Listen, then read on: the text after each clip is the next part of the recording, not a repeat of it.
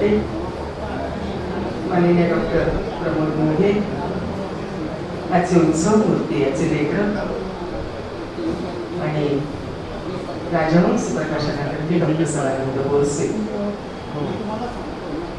सहनच्या गुण आमची ओळख जास्त सहनची ॲडमिट बऱ्याच माहिती रवींद्र साठे यांना विनंती करते की आजच्या पाहुण्यांना घेऊन त्यांनी व्यासपीठावरती यावं. जोरदार टाळ्यांनी आपण स्वागत करूया.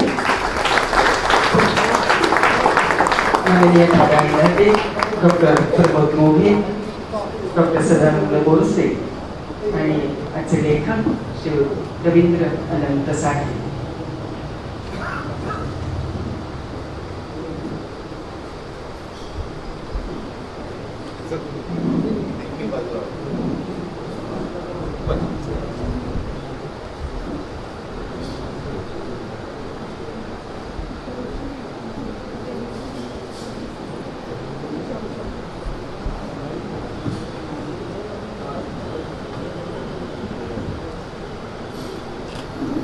नमस्कार.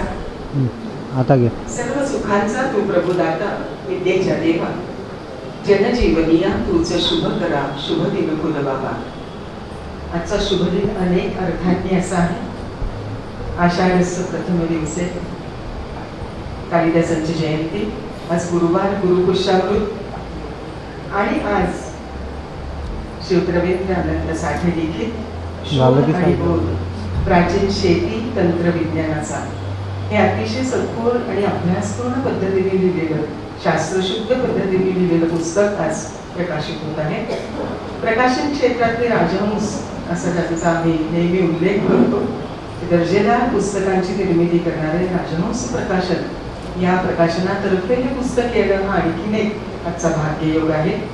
या प्रकाशन सोहळ्याला उपस्थित असलेल्या सर्व मान्यवरांचं, तसंच आजच्या लेखकांचे आपण सर्वजण स्नेहीजन, हितचिंतक या सर्वांचं मी निवेदिता विनया देसाई आपलं मनपूर्वक हार्दिक असं स्वागत करते आणि मान्यवरांना विनंती करते की आपल्या शुभ हस्ते दीप प्रज्वलन करून आजच्या या प्रकाशन सोहळ्याची सुरुवात करावी.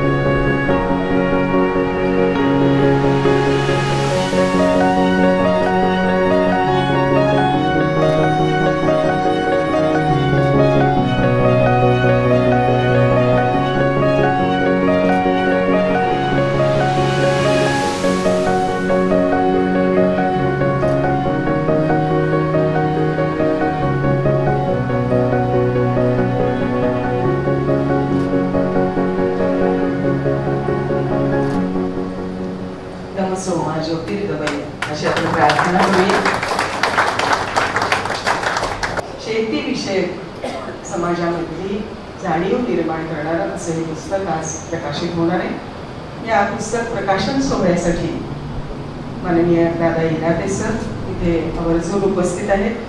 मी त्यांचा थोडक्यामध्ये परिचय करून देते. मूळचे दापोलीचे, पण खास परिचय म्हणजे तो कंसात लिहिला जातो असा, पण अगदी घट्ट असे वर्गमित्र असा त्यांचा परिचय. तो मला वाटतं सगळा परिचय एका बाजूला आणि वर्गमित्र हा परिचय एका बाजूला आहे. संघाच्या तालमीतून घडलेले असं हे ज्येष्ठ असं व्यक्तिमत्व, उत्तम व्यक्ती आणि खरं तर व्यासंग हा त्यांच्या बोलण्यामधूनच दिसून येतो. त्यांचं जेव्हा आपण मनोगत ऐकू तेव्हा आपल्याला कळेल की संघाच्या मुशीमधून घडलेलं असं हे आपलं व्यक्तिमत्व. Development and welfare board for the denotified असं जे म्हटलं जातं की भटक्या विमुक्त जाती जमातींसाठीचं जे काम आहे ते त्याचे चेअरपर्सन म्हणून सर काम करतात. नुकताच इंग्लंडमध्ये त्यांचा 25 मे 2022ला नुकताच मोठा सत्कारही झालेला आहे. ह्या सगळ्या व्यस्त अशा कामांमधून आज या अनोख्या अशा पुस्तकाच्या प्रकाशनासाठी माननीय दादा इथे उपस्थित राहिले. एका वर्गमित्रासाठी एक वर्गमित्र इतक्या आपुलकीने येऊ शकतो. मी रवींद्र साठे यांना विनंती करते की आपण इथे दादांचं स्वागत करावं, सत्कार करावा.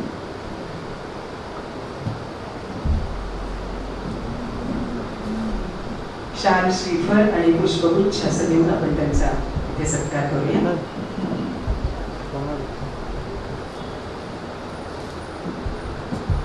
झालं की त्यांना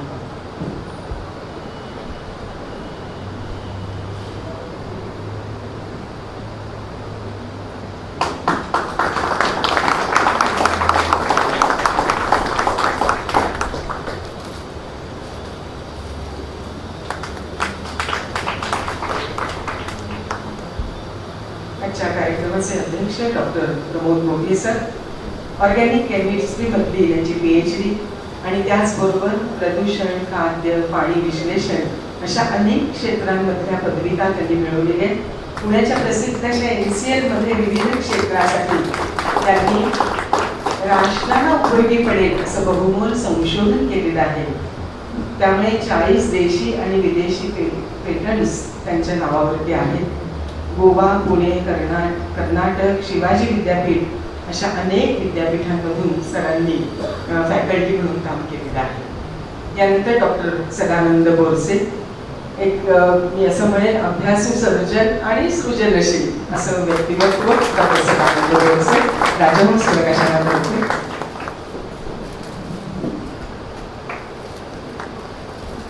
धन्यवाद. हा पुस्तक प्रकाशन सोहळा आखीव रेखीव व्हावा, संध्याकाळच्या पावसाचीही अडचण येऊ नये इतका विचार करून अतिशय मनापासून गेले अनेक महिने तयारीत असलेले रवींद्र साठे सर. खरं तर त्यांनी हे पुस्तक जेव्हा लिहायला घेतलं असेल तेव्हा ध्यास म्हणजे काय असतो, एखादी गोष्ट ठरवली म्हणजे ती कशा पद्धतीने पूर्ण करावी, या सगळ्या गोष्टींचा एक आयाम म्हणून मी त्यांच्याकडे पाहिलं. रवींद्र साठे सरांचा अधिक परिचय करून घ्यायला आपल्याला नक्की आवडेल, कारण हे पुस्तक हा एक भाग आहे त्यांच्या कामाचा. मी विवेक अत्रे जे माहिती प्रबोधिनीचे सल्लागार आहेत त्यांना मी इथे आमंत्रित करते. त्यांनी लेखकाचा म्हणजेच श्री रवींद्र साठे यांचा अधिक परिचय करून द्या.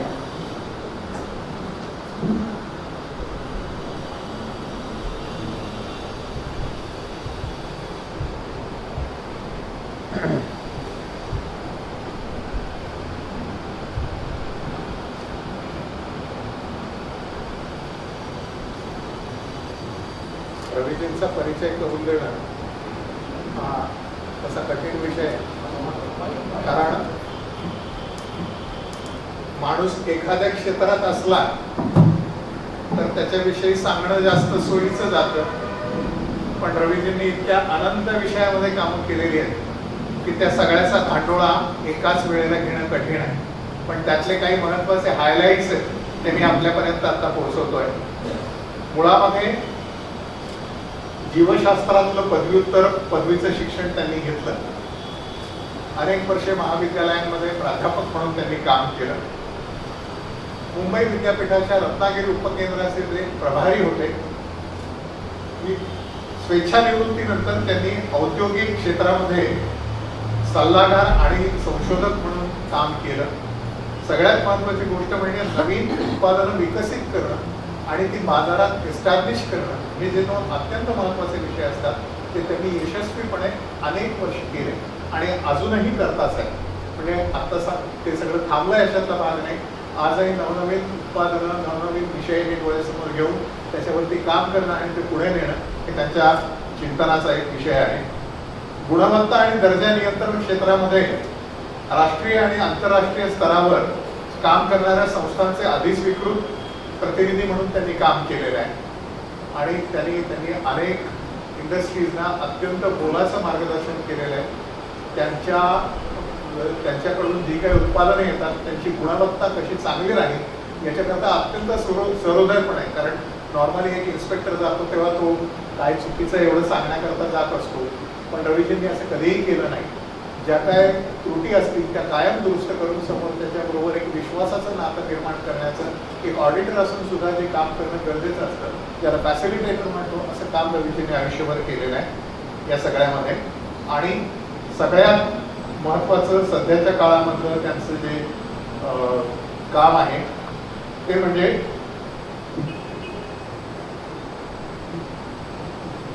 अनेक शेती, आयुर्वेद, सेंद्रिय उत्पादन या विषयांवरती ते सातत्यपूर्ण अभ्यास करत असतात, संशोधन करत असतात आणि त्याच्यावरती काम करत असतात. सगळ्यात महत्त्वाचा मुद्दा जो मला कायम दिसला तो म्हणजे कुठल्याही गोष्टीला फेस व्हॅल्यूवरती ॲक्सेप्ट करायला रवीजी कधीही तयार झालेले नाही. आयुष्यभर जे काय समोर येईल त्याचा पुरावा, त्याचं शास्त्रीय नीट पृथक्करण हे सगळं झाल्याशिवाय रवीजींनी त्याच्याकडे कधीही बघितलेलं नाही. आणि याचं एक उत्तम रिफ्लेक्शन आपल्याला या पुस्तकामध्ये पण दिसेल आणि याच्यानंतर जे पुस्तक त्यांचं योग घातलेलं आहे त्याच्यामध्ये पण नक्कीच दिसेल. मला वाटतं रवीजींच्या विषयी जे काय सांगणं आवश्यक आहे, म्हणजे सगळ्यातली फार थोडी माहिती मी आपल्यापर्यंत पोहोचवली आहे, पण जी खूप महत्त्वाची होती ती मी आपल्यापर्यंत पोहोचवली. धन्यवाद.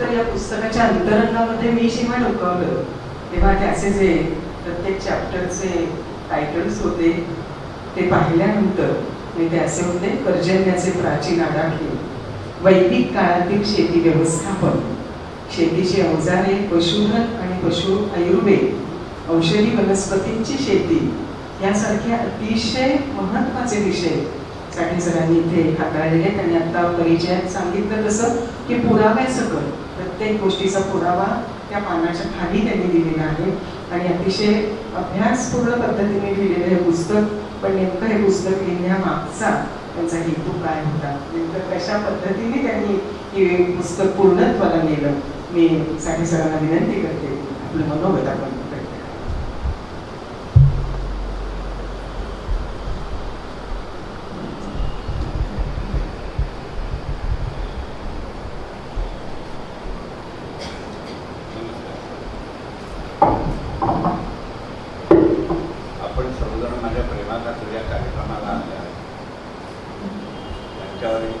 सर्व महानुभाव माझ्यासमोर असलेले अनेक मार्गदर्शक आणि आमच्या कुटुंबियांना, आम्हा कुटुंबियांच्या नियोजनाला मान देऊन आलेल्या आत्मेश्वराचं पहिल्यांदा मी स्वागत करतो. माझ्यासाठी हा वटुंबोत्तीचा दिवस आहे. त्याचं कारण असं की मी माझ्या मिसेसला एक वचन दिलं होतं, ते वचन आता पूर्ण झालेलं आहे. त्याहीपेक्षा दुसरं असं होतं की डॉक्टर यशवंत नेने त्यांनी एशियन ॲग्रो हिस्ट्री फाउंडेशन ही संस्था सुरू केली आणि त्यानंतर आमच्या ज्यावेळेला संपर्क आला त्यावेळेला ते कायम 1997 पासून माझ्या मागे होते की साठी तू काहीतरी लिही, तू कोकणात राहतोस, कोकणातल्या वनस्पतींसंदर्भात लिही, तिथल्या पिकांसंदर्भात लिही आणि माझ्याकडे पाठव. कारण त्यांचं एक एशियन ॲग्रो हिस्ट्रीचं ट्रायमंथली लिहितं रिसर्च पेपर झाली, तेही माझं होतं. परंतु त्यावेळेला तर मी का कोणाला माहिती नाही माझ्यातून झालं. आणि मग शेवटी त्यावेळेला हे पुस्तक द्यायचा विचार केला, त्यावेळेला ह्या दोघांची दृष्टीकोन लोक आली आणि नेहमीसारखी मला पुस्तकं दिली.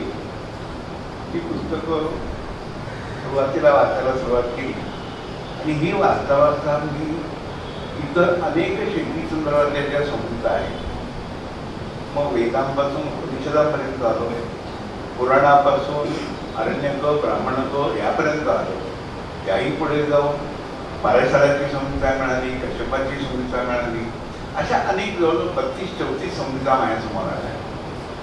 या सगळ्या संस्कृतमध्ये असल्यामुळे आणि माझा संस्कृत 11वी शाळेला मी होतो, 67 साली त्यावेळेला माझं संस्कृत होतं.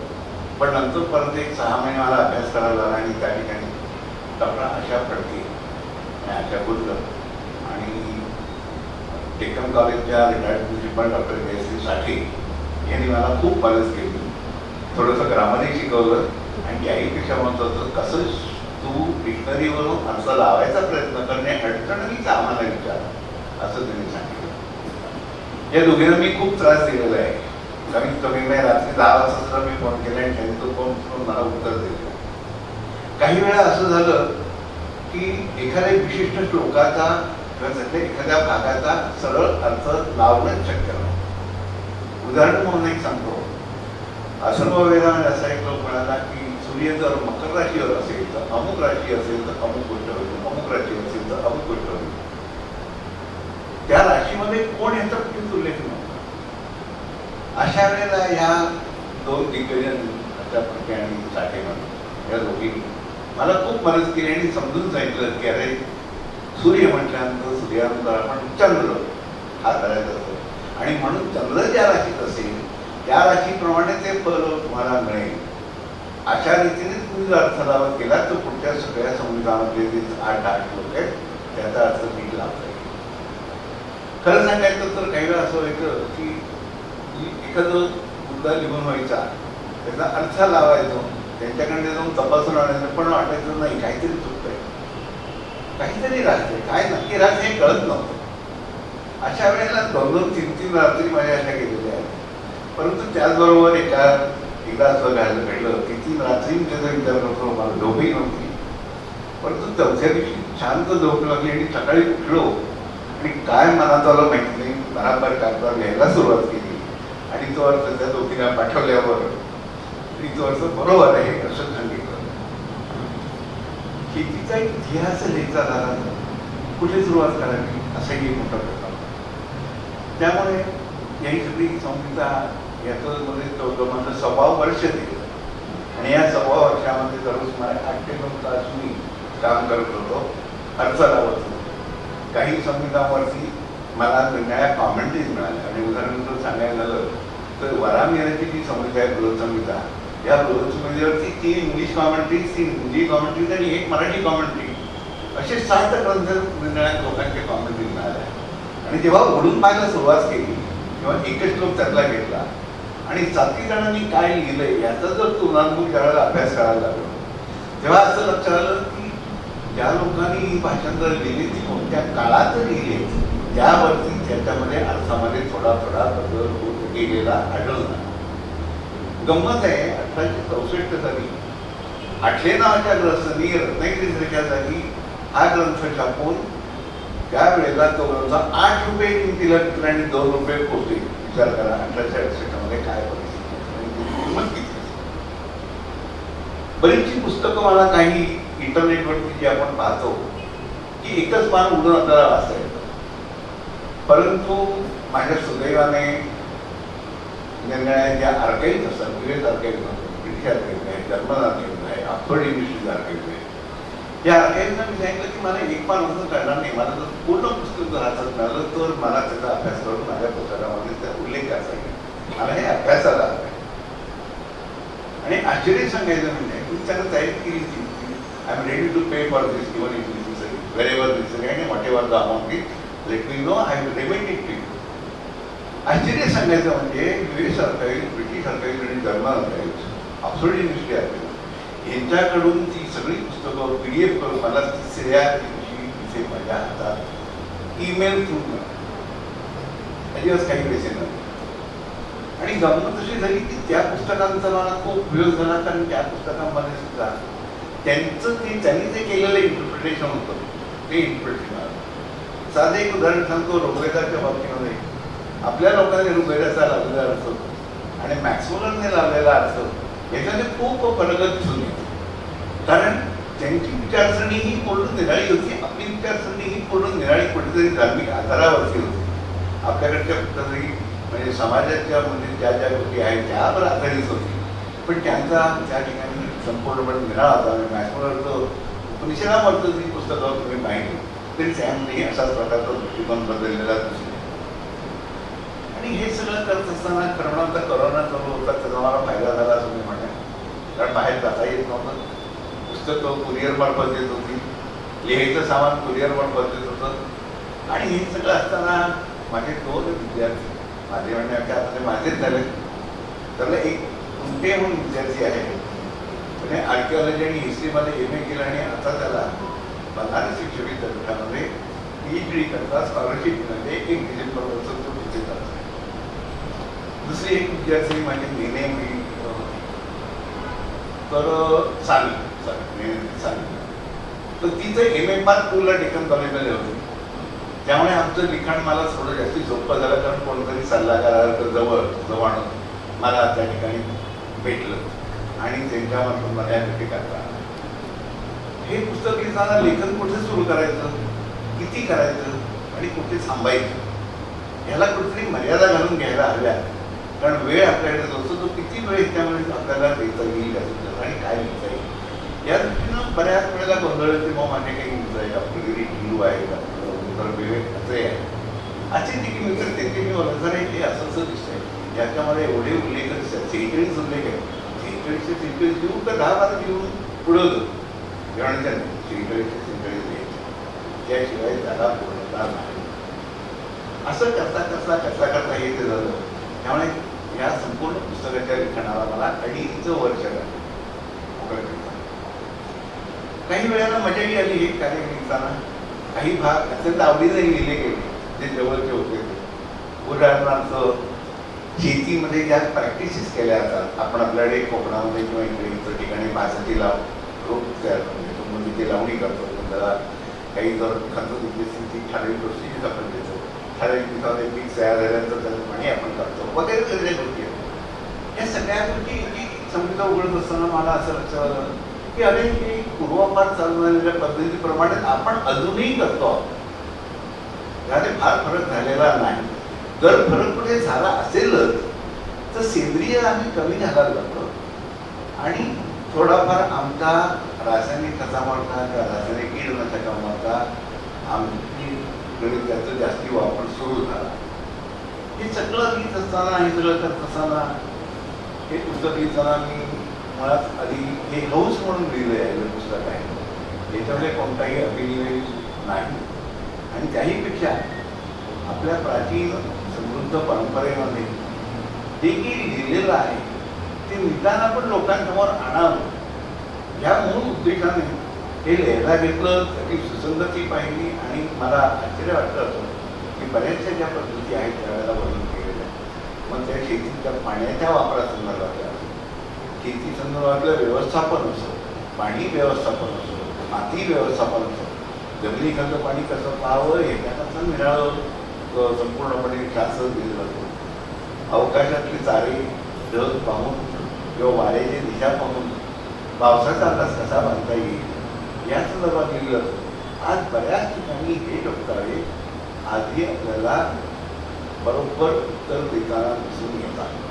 आपल्याकडे खेडेगावामध्ये काही ठिकाणी पद्धत आहे की गुढीपाडव्याला पंचांग वाचलं जातं गावाच्या चावडीवर आणि गावातलेच कोणतरी 2-3 सिनियर लोक जे असतील ते त्या ठिकाणी त्यांच्या दृष्टीने विचार करून हवामानानुसार यावेळेला पाऊस कसा पडेल, कधी पडेल, लावणी कधी करा, पेरणी कधी करा वगैरे सगळं सांगतात. आधी ती पद्धत अनेक ठिकाणी चालू आहे. हे ज्ञान आलं कुठून कसा विचार केला जातो. ज्या वेळेला हे मी ग्रंथ वाचायला सुरुवात केली, संहिता वाचायला सुरुवात केली त्यावेळेला हे कुठेतरी आपल्याकडे लिहून ठेवलेलं आहे. एक जाता गंमत म्हणून सांगतो, डॉक्टर यशवंत नेने जे एशियन ॲग्रोलिस्टिक फाउंडेशनचे फाउंडर मेंबर होते, त्यांनी अमेरिकेमध्ये शेती विषयावर PhD केली. नंतर डिपार्टमेंट काम करत असताना ते इथलीसाठल्या डेप्युटी डायरेक्टर जनरल या पदावरून ते निवृत्त झाले. पण त्यांना नेहमी विचारलं असेल की तुमचा एवढा संस्कृती आहे की आमची संस्कृती एवढी मोठी आहे, तुमच्याकडे शेती संदर्भात लिहिलेलं काय आहे? काही उत्तर मिळत नव्हतं, त्यांना देता येत नव्हतं, कारण त्या संदर्भाचा त्याच्या दृष्टीने विचारच केला गेला.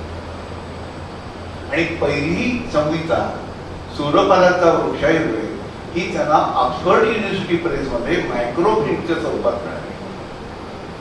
लिहिलेली 10व्या शतकात भारतामध्ये मी मिळाली ऑक्सफर्ड युनिव्हर्सिटीमध्ये, कारण आमच्याकडे संपूर्ण भारतात त्याची एकही कॉपी नव्हती. गप्पा तुम्हाला नसे आहे ना. आणि हे सगळे त्यांना मी नेहमी म्हणायचं सर ना की सर तुम्ही सगळं करताय काय याच्या मागे लागते. अहो म्हणले खरं सांगू का, आता डेप्युटी डायरेक्टर जनरल एकच आहे, ते नेहमी सांगायचे, आणि तुला एक सांगतो, पूर्वीचं सगळं सोनं म्हणून ऍक्सेप्ट करू नका, ते वाच, त्याचा अर्थ आला, ते करून बघ, आणि जर खरोखर तसंच जर निघालं तर मात्र ते सोनं म्हणून तुला ऍक्सेप्ट करावं लागेल, अन्यथा ते बाजूला न करता त्याच्याबरोबर दुसरं आणि काय करता येईल याचा विचार कर.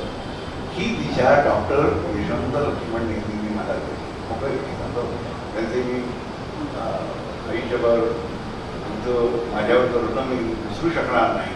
1918 आम्हाला सोडून गेले, परंतु हे सगळं करत असताना अनेक लोकांच्या बरोबर मी या विषयाच्या काही ठिकाणी चर्चा केल्या, काही ठिकाणी माहिती घेतली, काही ठिकाणी फोटोग्राफ्स मिळाले, काही ठिकाणी लायब्ररीमध्ये जाऊन बसलो, आणि सगळी गोळा करताना शेवटी हे पुस्तक 3 भागामध्ये मी लिहिलं. पहिल्या भागामध्ये सर्वसामान्यपणे शेतीविषयक जे जनरल टॉपिक्स आपण म्हणतो, व्यवस्थापन किंवा निर्णय, ही इतर भाषामधली पुस्तक आहे.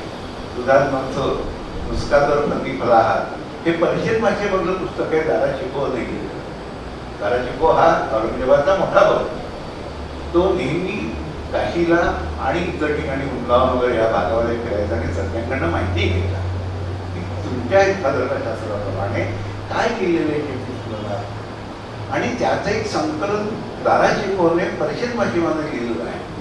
ते पुस्तक मिळालं ज्यावेळेला मला खूप आनंद झाला, कारण त्यामध्ये 2 गोष्टी होत्या. वाळवंटात शेती करताना काय करा, कारण त्यांनी संपूर्ण इराण, इराक आणि आपल्या इकडचा पाकिस्तान आणि जो रेताळ भाग असतात या भागाचा जास्ती उल्लेख करा. दुसरं एक झालं की संहितामधल्या वर्णनावरून या ऋषीने त्यांनी संहिता ही लिहिलेली आहे, त्यांचं लोकेशन काय असावं असा विचार केल्यानंतर लक्षात आलं की काश्मीरचं जगले पाहिजे, आणि ते काश्मीरपासून जम्मूपर्यंत आणि वरती अफगाणिस्तानमधील कंदारपर्यंत ते फिरत होतात. कृषी पराशर ज्यावेळेला वाचायचं असते त्यातले ज्यावेळेला सगळे रेफरन्स बघितले, तो वर्णना वाचली, लक्षात आलं की हे मध्य भारतामध्ये असावे, कारण मध्य भारतामध्ये ठीक आहे आपण टोपोग्राफी म्हणतो, जे वातावरण म्हणतो, प्रकार म्हणतो, त्याचं सगळ्याचं वाटून कृषी पराशरमध्ये आहे. कश्यपाची जी सुट्टी आहे त्या सुट्टीमध्ये जे वर्णन आहे त्यातला काही वर्णन थंड भागामध्ये गेली आणि पुढच्या भागामध्ये हळूहळू कसं म्हणजे उंचावरती होणारी शेती, मध्यावरती होणारी शेती, खाली होणारी शेती, नदीच्या पातळीला होणारी शेती, नदीच्या दोन्ही बाजूला होणारी शेती, अशा पात्रात अनेक आहेत. वराहमिहीर ज्यावेळेला वाचायला सुरुवात केली आणि लक्षात झालं की वराहमिहीर हा कुठेतरी आजचा आंध्र, ओरिसा आणि तामिळनाडू ह्या कुठल्यातरी भागात असावा. जास्ती करून पुढे ज्यावेळेला जास्ती शिकवत गेलो लक्षात आलं की हा आंध्रमधला असा, कारण तिथले ते संदर्भ दिलेले आहेत, ज्या वनस्पतींचं वर्णन आहे ती सगळ्या वनस्पती आंध्रामध्ये आज उपलब्ध आहे, आणि तमिळनाडूमध्ये त्या वनस्पतींचं वर्णन आहे. या वनस्पती आज तिथलं ते निराळं एक, जसा आपला आयुर्वेद आहे, युनानी आहे, होमिओपॅथी आहे, तसं सिद्धा मेडिसिन म्हणून जे आहे त्या सिद्धा मेडिसिन मधल्या वनस्पतींचा उल्लेख वराहमिहीराच्या बृहत्संहितेमध्ये आहे. म्हणून मला असं मग म्हणावं असं वाटलं किंवा मनात मी घेतलं की वराहमिहीर ह्या भागात फिरत असावेत आणि तिथली माहिती गोळा करून त्यांनी ग्रंथरचना केली असावी. अशा अनेक गोष्टी एकापुढे उलगडत केल्या. जसं मी वाचत गेलो, त्याचा अर्थ लावत गेलो, त्यावर विचार करत गेलो, तशा ह्या गोष्टी माझ्यापुढे उलगडत गेल्या. आणि ह्या उलगडताना खरं सांगायचं तर मला खूप बरं वाटत होतं, कारण आपण काहीतरी निराळं वाचतो आहोत आणि आपण त्याचा अर्थ इंटरप्रिटेशन करायचा प्रयत्न करतो आहोत. आपल्याला याच्यातून आनंद मिळतो आणि त्या आनंदाचं खरं धोरण किंवा खरं जर त्यातलं जर बीज म्हटलं तर ह्या सर्व ग्रंथामध्ये ही काही माहिती दिलेली, ती इतकी सखोल माहिती दिलेली. उदाहरण म्हणून सांगतो, वराहमिहीरेच्या प्रवृत्ती बृहत्संहितेमध्ये जागारगल म्हणून प्रकरण आहे. ह्या जागारगल प्रकरणामध्ये जमिनीखालचं पाणी कसं शोधावं याच्याकरता 44 प्रकार निर्णय केलेले आहेत, आणि हे 44 प्रकार वाचून बार्शीच्या एका कॉलेजमधल्या मॅडमनी त्या संपूर्ण उस्मानाबादपासून खाली त्या कुटवडीपर्यंत आल्या आणि वरती बीडपर्यंत गेल्या आणि जरी तिथे बोरवेल काढल्या, तिथली बाजूची परिस्थिती बघितली, तिथली झाडं बघितली, तिथली मुंग्यांची वारुळं बघितली आणि ती बघून त्यानंतर ते जे आडाखे त्या दखारकरमध्ये दिलेले आहेत त्याप्रमाणे जमिनीखालचे थर बोरवेल चालू असताना जमिनीखालचे जे थर आहेत 2 फूट गेले खाली, 4 फूट खाली गेला, 6 फूट खाली गेला, 15 फूट गेला, 25 फूट गेला, तर मातीचे थर निरनिराळे मिळतील तसे थर बाहेर येणाऱ्या मध्ये होते. आणि अशा सुमारे 85% एकूण 140 जागी तुम्ही हे काम केलं, अभ्यास केला, त्यातले 85% ठिकाणी बराकनेराच्या बृहत संहितेमधील दखालगड्या प्रकरणामध्ये ही दिलेली माहिती आहे की सिद्ध झाली. महत्वाची गोष्ट आपण नेहमी म्हणतो हे लुटवलेपणे पुरावा काय आहे, हे कसं समजायचं, हे खरंच बरोबर आहे का, हे जर असं जर विचार या ठिकाणी आता अनेक लोकांनी त्यामध्ये विचार करून कामं सुरू करणं गरजेचं आहे असं वाटतं. परंतु ते दिलेलं आहे ते ब्रह्मसत्य असं जरी आपण म्हटलं नाही तरी सुद्धा त्यामध्ये बराच पिढ्याचं दिलेलं आहे हे आपल्याला गोष्टी मान्य करावं लागेल. अनेक वेळेला असं लक्षात येतं की खेडेगावातला माणूस एखादा आहे, तो 15 दिवसाच्या आकाशाकडे बघतो आणि सांगतो नाही भाऊ, पाऊस नाही येतात 10 दिवस, कशावर पण सांगतो. त्याला काही त्याने शिकलेलं आहे का तो नाही, पण पिढीच्या ज्ञानामधून त्याला जे काही मिळत गेलं त्या पिढीच्या ज्ञानातून तो त्याच्या संदर्भात भाष्य करण्याइतका तल्लख झाला आणि त्याने ते ऑब्झर्वेशन करून त्या ऑब्झर्वेशनच्या जोरावर किंवा तो बेस करून त्याने आपलं तिथलं जे तर्क होता तो तर्क मांडला आणि ठिकाणी हा तर्क खरा झालेला दिसतो. अग्नी उचलण्याचा चॅप्टर लिहायला घेतला आणि माझी मोगे सर आता मला गुरुसारखे आहेत आणि खरं म्हणाल तर त्याचा एकच फक्त लेख मी वाचला होता अग्निहोत्रावर. पण नंतर ज्यावेळेला मोगे सरांकडे मी गेलो आणि लक्षात आले ही जो अग्निहोत्राच्या संदर्भातल्या ज्ञानाची आड आहे याचं कारण सरांच्या नावावरती नॅशनल आणि इंटरनॅशनल पेटंट्स त्यावरती आहे पहिली, आणि त्याच्या अनेक विद्यार्थ्यांनी अग्निहोत्रावरती काम करून अनेक रिसर्च पेपर्स पब्लिश केलेले आहेत. मला सांगायला अभिमान वाटतो सर, मला ही सगळी माहिती मोकळ्या मनाने दिली आणि म्हणून मी अग्निहोत्रावरचा चॅप्टर जो आहे माझा तो त्या ठिकाणी लिहू शकतो. मनात असं येत होतं की आज आम्ही सगळीकडे म्हणतो डोंगर उडे पडले आणि केली वगैरे, त्याला काही उपाय आहे का खरोखरच. त्यावेळेला मला एकदम पटकन लक्षात आलं की अरे नाही, आपण पुस्तक लिहिताना तिसरा एक भाग निळा करावा ज्यामध्ये वर्ण, उपवर्ण, वाटिका, घराभोवती लावायची झाडं, बाहेर जागी जन्या जागी लावायला ही कोणती झाडं असावी, कशी लावावी, कोणत्या दिशेला लावावी, या झाडामध्ये येणारे रोग कोणते, उपचार कोणते, या झाडामध्ये जे काही वैचित्र्य आहे ते वैचित्र्य आणि वृद्धिंगत कसं करता येईल वगैरे वगैरे संदर्भातला 327 श्लोकांचा मला ती संहिता संपूर्ण कळाली. आणि आश्चर्य म्हणजे ज्यावेळेला मी अग्निपर्ण म्हणून बघितलं त्या अग्निपर्णामध्ये मला 9 श्लोक मिळाले. पुढे बृहत्संहितेमध्ये आलो, त्या बृहत्संहितेमध्ये वृक्षायुर्वेद नावानेच मला 31 श्लोक मिळाले. त्यानंतर ही सूरपालाची वृक्षायुर्वेद संहिता मिळाली, त्यानंतर 327 श्लोक मिळाले आणि त्याही पुढं काही 10व्या शतकातली संहिता आहे. 13व्या शतकात 12व्या किंवा 13व्या शतकामध्ये पुढे उपवन विनोद म्हणून एक परत संहिता आली की त्यामध्ये या सगळ्या गोष्टींचा उल्लेख आहे. आणि आश्चर्य सांगायचं म्हणजे सूरपालाच्या वृक्षायुर्वेदामध्ये ज्या 327 श्लोक आहेत त्यातले सुमारे 167 श्लोक हे तसे घेऊन त्याला पुढे जोड मिळण्याच्या दृष्टीने माहिती लिहिलेली आहे काढलेली. तसं एखादं क्षेत्र ज्ञानाचं कवाड उघडत जातं याचा मला वाटतं फार चांगला दाखला आहे. अग्निपुराणात 9, परागणाच्या बरोबर 37, वृक्षायुर्वेदामध्ये 327 आणि नंतर पुढं उपवनामध्ये 146 आहे. म्हणजे जसं पुढे काळ जात राहिला तसं ह्या ज्ञानशाखांमध्ये लोकांनी भर टाकली असं जर मी म्हटलं तर ते चुकीचं ठरणार नाही. आणि असं ज्यावेळेला मी हे काम सगळं करत असताना मनात असं की विचार होते काय करावं कसं करावं. परंतु सुदैवाने माझे चिरंजीव चैतन्य माझी मुलगी कल्याणी यांनी या बाबतीत वेळेला मला खूप खूप मदत केली एवढी नाही का मला जो एक थोडासा आधार हवा होता तो त्यांनी दिला आणि त्यामुळे मी हे पुस्तक पूर्ण करू शकतो. ज्यावेळेला पुस्तक पूर्ण केलं चॅप्टर लिहून झाले त्याची सॉफ्ट कॉपी झाली वेगळं आपला इथे लिहून झालं आणि हे झाल्यानंतर मला झालं की हे पुस्तक काही लोकांना वाचता आलं. त्यामुळे मोठे सरांनाही दिलं होतं.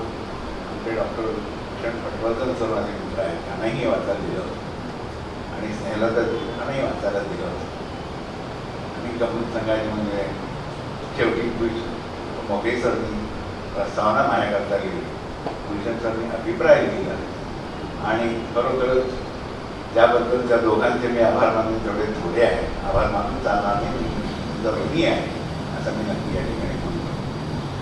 आणि हे सगळं चालू असताना शेवटी असं आठवतं की स्वामी स्वरूपानंदांनी म्हटलं होतं प्रकाशात चालण्याची विसरावे भावातीत स्वभाव कर योगी तन्मय व्हावे. हेच खरे तुम्हाला तेवढी तन्मयता मिळाल्याशिवाय तुम्ही त्या बाबतीमध्ये पुढचं पाऊल टाकू शकत नाही. परमेश्वराने मला पुढचं पुस्तकाचं मी प्रयोजन केलं आहे पुराण या नावाचं पुस्तक आहे जो आहे तुमचा तर ते पूर्ण होईपर्यंत मला पण ताकद द्यावी एवढीच विनंती आपल्यासमोर केलं आहे.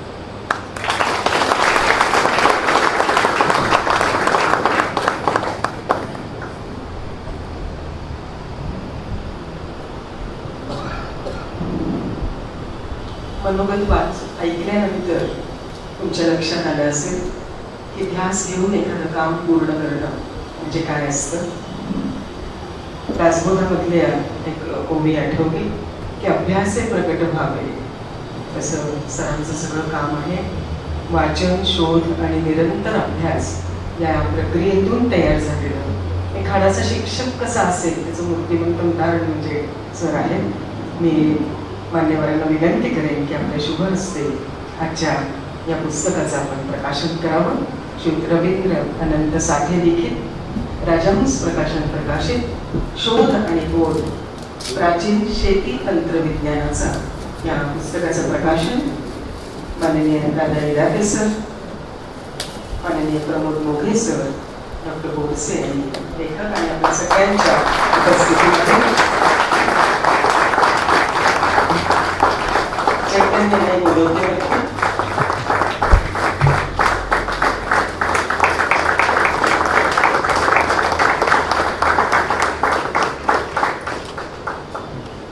धन्यवाद.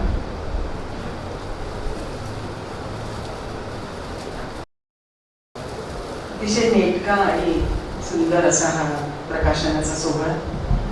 या सोहळ्याने थोडीशी उर्वरीची झालर आहे ती म्हणजे आज स्नेहाताईंचे हे रचना रवींद्र साठे यांच्या पत्नी की ज्यांच्या आग्रहामुळे हे पुस्तक हा ग्रंथ पूर्णत्वाला गेला.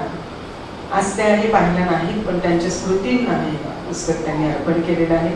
एक डोळस संशोधक म्हणून त्या पुस्तकाच्या निर्मितीमध्ये स्नेहाताईंचा नक्कीच वाटा होता. पण त्यांच्या आसपास चैतन्य असल्यामुळे या पुस्तकाच्या पूर्णत्वाला जायला आणखी मदत झाली आणि तुम्हा सर्व सुरुधांमुळे सुद्धा त्यांना अतिशय प्रेरणा मिळाली. अगदी वेगळी वाट चुकवणाऱ्या पुस्तकालाच राजहंस प्रकाशन स्वीकारतं अशी ख्याती आहेच. त्यामुळे असं मातब्बर प्रकाशन साठे सरांच्या या पुस्तकाला लाभलंय. मी हाही एक राजहंसी योग आहे असं म्हणेन. तर मी प्रकाशनातर्फे डॉक्टर सदानंद बोरसे सरांना विनंती करेन की त्यांनी आपलं मनोगत व्यक्त करावं.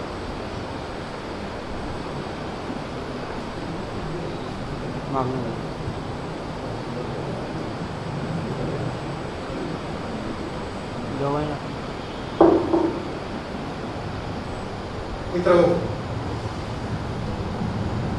मानवी संस्कृतीच्या सगळ्या प्रवासामध्ये जे खूप महत्त्वाचे मूलभूत टप्प्याचे असे संशोधनाचे टप्पे मानले जातात. त्याच्यात एक आहे अग्नी, दुसरा आहे चाक, तिसरा आहे शेती आणि चौथा आहे लिपी. चारीचे संशोधक नेमके कोण हे कोणाला माहिती नाही, पण संपूर्ण मानवी संस्कृतीचा प्रवास आज तागायत आजच्या संगणक युगापर्यंत आणि समाज माध्यमाच्या युगापर्यंत हा ह्या 4 टप्प्यांच्या खांबावर तोडला गेलेला आहे असं आपल्या लक्षात येईल. आणि याच्यातला अर्थातच सगळ्यात महत्त्वाचा शोध हा शेतीचा आहे. आपल्या सगळ्या सजीवांचं अस्तित्व हे ज्या खूप महत्त्वाच्या गोष्टींवर अवलंबून असतं असं आपण म्हणतो, त्याच्यात स्वाभाविकपणे सगळेजण म्हणतात की हवा क्रमांक 1, पाणी क्रमांक 2 आणि अन्न त्याला क्रमांक 3 वर ठेवतो आपण. पण जर व्यक्तिगत पातळीवरच्या असो अथवा सामूहिक पातळीवरच्या असो आणि अगदी जैविक पातळीवरच्या सुद्धा गोष्टींचा विचार केला तर हवा आणि पाणी हे सुद्धा काहीसे मागे राहतील इतकं महत्त्व हे अन्न या प्रकाराला आहे. याचं कारण अस्तित्व हे हवा आणि पाणी यांचा उपयोग करून पुढे पुढे जातं. पण तो उपयोग ज्या माध्यमाने केला जातो, ज्या माध्यमातून ज्या घटकातून केला जातो, तो घटक किंवा ते माध्यम म्हणजे अन्न आहे. अन्नाशिवाय ऑक्सिजनचं भरण पोषण नसेल तर नुसतं रक्तातून प्राणवायू तांबड्या पेशींमार्फत पुरवून उपयोग होत नाही. नुसतं पाणी त्याचं त्या पोषणासाठी उपयोगी ठरत नाही. तर त्यामुळे सगळ्या सजीवांचं अस्तित्व हे या अन्न घटकावर आहे.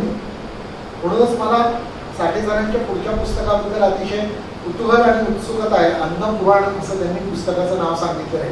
अजून संहिता राजहंसकडे आलेली नाहीये, पण इतकं या अन्न घटकाचं महत्व आहे. आणि त्यामुळे याच्याशी अतूटपणे जोडला गेलेला जो भाग आहे तो म्हणजे शेतीचा.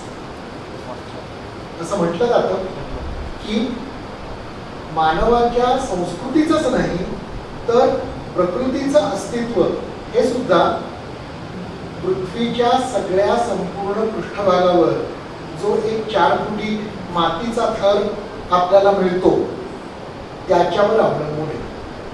आणि ते अक्षरशः खरं आहे.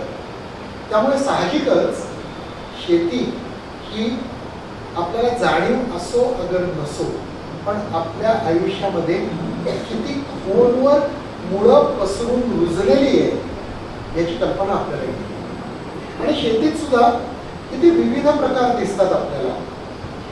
शेतीच्या उत्पादनामध्ये सुद्धा कितीतरी विविध प्रकार आणि शेतीमध्ये सुद्धा कितीतरी विविध प्रकार.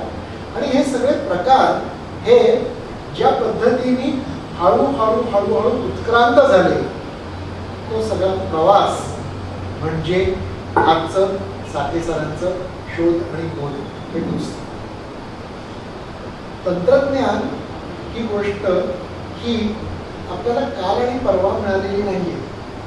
तर जेव्हापासनं आपण नाविन्याचा शोध घेत गेलो तेव्हापासनं ती गोष्ट त्याला कदाचित लेबल नसेल तेव्हा तंत्रज्ञानाचं, पण तंत्रज्ञान या संज्ञेचं, पण तेव्हापासून ती गोष्ट आपल्याबरोबर पावलं टाकत चालतच होती. आणि हा सगळा प्रवास हा या पुस्तकातनं साठे सरांनी इतका सुंदर उलगडून दाखवलेला आहे. मला या पुस्तकाचं हे पुस्तक हे राजहंसकडे आलं त्याच्यासाठी म्हणून मी गिरीश पिल्लूंचे अगदी मनपूर्वक आभार मानतो. त्यांच्या माध्यमातून हे पुस्तक आमच्याकडे आलं. तर या पुस्तकाची संहिता जेव्हा वाचायला सुरुवात केली, अगदी खरं सांगायचं तर शोध आणि बोध आणि त्याच्यात पुढची जी उपशीर्षक आहे प्राचीन शेती तंत्रविज्ञानाचा म्हटल्यानंतर मी थोडासा पेक्षा सुद्धा खरं सांगायचं तर बराचसा हा ज्याला स्केप्टिक म्हणतात तशा नजरेने या पुस्तकाकडे बघायला लागलेलो. म्हणजे आजकाल आपल्याला दिसतं की प्लास्टिक सर्जरीचा शोध खूप प्राचीन आहे. याचं उदाहरण म्हणजे गणपती. अशा पद्धतीची मांडणी ही केली जाते. त्यामुळे हे पुस्तक हेही त्याच रुळावरनं धावणारी आणखी एक गाडी आहे का काय अशी एक शंका मनात डोकवायला लागली. पण साठे सरांनी त्यांच्या प्रास्ताविकात एक अतिशय छान वाक्य लिहिलेलं आहे की त्यांच्या संपर्कात कुठलीही गोष्ट आली तर अभ्यास, मनन, चिंतन म्हणजे त्याचा शोध आणि प्रयोग या चतुसूत्रींना ते कधी विसंपत नाही, ते कधी सोडत नाही. आणि या चतुसूत्रींवर जर ती गोष्ट उतरली तरच त्या गोष्टीचा ते स्वीकार करतात. या त्यांच्या मनोगतातल्या विधानाची मला वाक्याला प्रचिती येत होती. कुठलंही या पुस्तकातलं विधान हे त्यांनी बाबा वाक्य प्रमाणम या स्वरूपात स्वीकारलेलं नव्हतं. त्याच्यावर त्यांनी सखोल अभ्यास केलेला होता. त्याच्यावर त्यांनी सगळे संदर्भ कसे शोधले याचे काही किस्से सांगितले. म्हणजे हा शोध हा त्यांनी किती खोलात जाऊन, किती मुळापर्यंत जाऊन घेतलेला आहे याची आपल्याला कल्पना येईल. त्यामुळे तो शोध घेणं, त्याच्यावर त्यांचं स्वतःचं चिंतन होतं. नुसतंच माहिती जमा करून घ्यायची आणि ती बसा ओतायची वाचकाच्या पुढे, असं हे पुस्तकाचं स्वरूप नाही.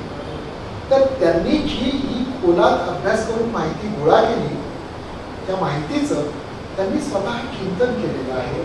त्याच्यावर त्यांची स्वतःची मतं आहेत. त्याच्यावर त्यांनी भाष्य केलेलं आहे. एखादी गोष्ट त्यांना पटलेली नसली तर ती का पटलेली नाहीये याची त्यांनी कारणमीमांसा दिलेली आहे, स्पष्टीकरण दिलेलं आहे.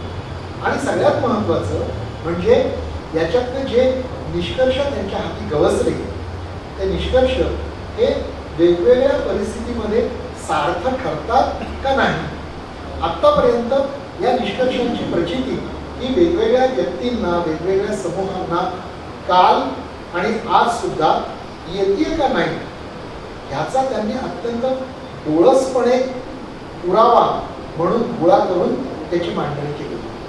आणि त्यामुळे हे पुस्तक हे या शेतीच्या संपूर्ण उत्क्रांतीच्या प्रवासाचं एक अतिशय मोठा दस्तऐवज अशा स्वरूपात जन्माला आले. राजहंसनी यापूर्वी सुद्धा शेती या विषयावर काही पुस्तकं केलेली आहेत. एक क्लॉड अल्वारिस नावाचे जे शेतीतज्ञ, कृषीतज्ञ आहेत, त्यांचं सेंद्रिय शेती या नावानेच पुस्तक राजहंसने प्रकाशित केलेलं आहे.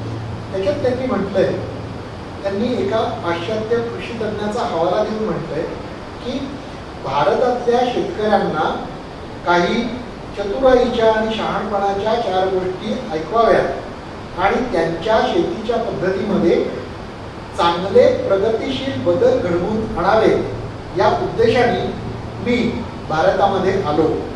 पण इथे आल्यानंतर भारतीय शेतकऱ्याच्या पारंपरिक तंत्रज्ञानाचा, त्यांच्या पद्धतींचा जेव्हा मी अभ्यास केला त्यावेळी माझ्या असं लक्षात आलं की त्यांना देण्यासारखं माझ्याकडे फारसं नाही, उलट त्यांच्याकडून घेण्यासारखं मात्र माझ्याकडे खूप काही आहे. आणि ह्याच गोष्टीचा वारंवार उल्लेख हा त्या सेंद्रिय शेतीमध्ये क्लॉड अल्वारिस यांनी केलेला आहे. त्याच गोष्टीची प्रचिती ही रवींद्र साठ्यांच्या या सगळ्या प्राचीन काळच्या इतिहासापासून आणि या उत्क्रांतीतून आपल्याला प्रत्ययाला येते. राजहंसनी शेतीवरचं आणखी एक पुस्तक काढलेलं आहे, श्रीय दाभोळकरांचं. त्यांनी वेगवेगळ्या ठिकाणी जी शिबिरं घेतली, वेगवेगळ्या ठिकाणी जी व्याख्यानं दिली, त्याचा संग्रह असं या पुस्तकाचं स्वरूप आहे. आणि त्याच्यातही हाच मुद्दा अधोरेखित होतो की वर्षानुवर्ष, शतकानुशतकं, पिढ्यानपिढ्या जे ज्ञान हे पारंपरिक पद्धतीने आपल्याकडे चालत आलेलं आहे आणि आज आपल्यापर्यंत पोहोचलेलं आहे, त्याच्यातली शहाणीव ही अधोरेखित करणारं ते श्रीय दाभोळकरांचं पुस्तक आहे. मला असं वाटतं की या 2 पुस्तकांच्या जोडीला आज कोणीतरी उल्लेख केला की गुरुवार आहे, गुरुपुष्यामृत आहे, तर मला असं वाटतंय की आधीची 2 पुस्तकं ही दत्ताची 2 मुखं असं जर म्हणत असू आपण, तर हे पुस्तक हे दत्ताचं 3रं मुख असं म्हणायला हरकत नाही. राजहंसच्या दृष्टीने या विषयाचं महत्त्व हे आम्ही या सगळ्या पुस्तकांमधनं आणि विशेषतः साठे सरांच्या या पुस्तकामधनं अधोरेखित केलेलं आहे. ते महत्त्व हे जास्तीत जास्त वाचकांपर्यंत इतकंच नव्हे तर अगदी सामान्य जेव्हा शेतकऱ्यांच्या आत्महत्या होतात किंवा जेव्हा अन्नधान्याची महागाई वाढते तेव्हा आपण खडबडून जागे होऊ आणि मग त्याच्याकडे लक्ष देऊ असं चालू नये. हा विषय हा किती महत्त्वाचा आहे त्याची पाळंमुळं ही आपल्या सगळ्यांच्याच दैनंदिन जीवनात आणि सामाजिक जीवनात किती खोलवर रुजलेली आहे याची जाणीव ही प्रत्येकालाच व्हावी हा अशा पुस्तकांचा उद्देश असतो. आणि त्यामुळे हे पुस्तक हे जास्तीत जास्त वाचकांपर्यंत जास्तीत जास्त मराठी माणसांपर्यंत पोहोचवण्याचा राजहंसतर्फे प्रयत्न होईल याची मी साठे सरांना खात्री देतो.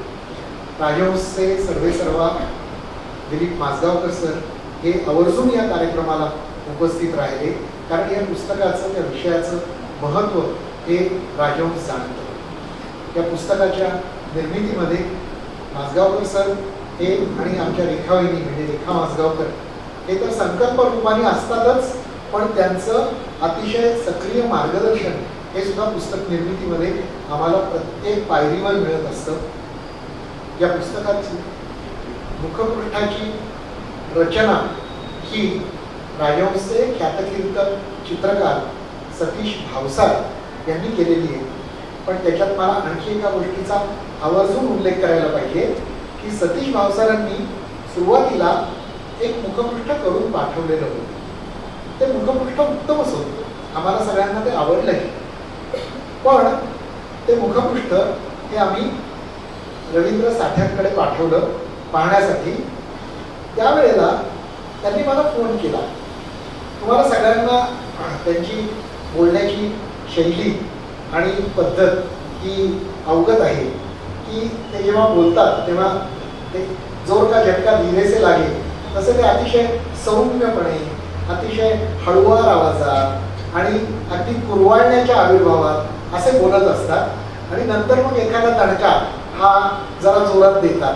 त्याप्रमाणे त्यांनी मला मुखपृष्ठाच्या बाबतीत फोन केला की ते मुखपृष्ठ भावसारांनी खूप कल्पकतेने केलेलं आहे, खूप चांगली रचना आहे त्याची, रंगसंगती वगैरे फार छान केलेली आहे, त्याच्यातलं जे डिटेलिंग आहे सुलेखन जे आहे तेही अतिशय चांगलं केलेलं आहे.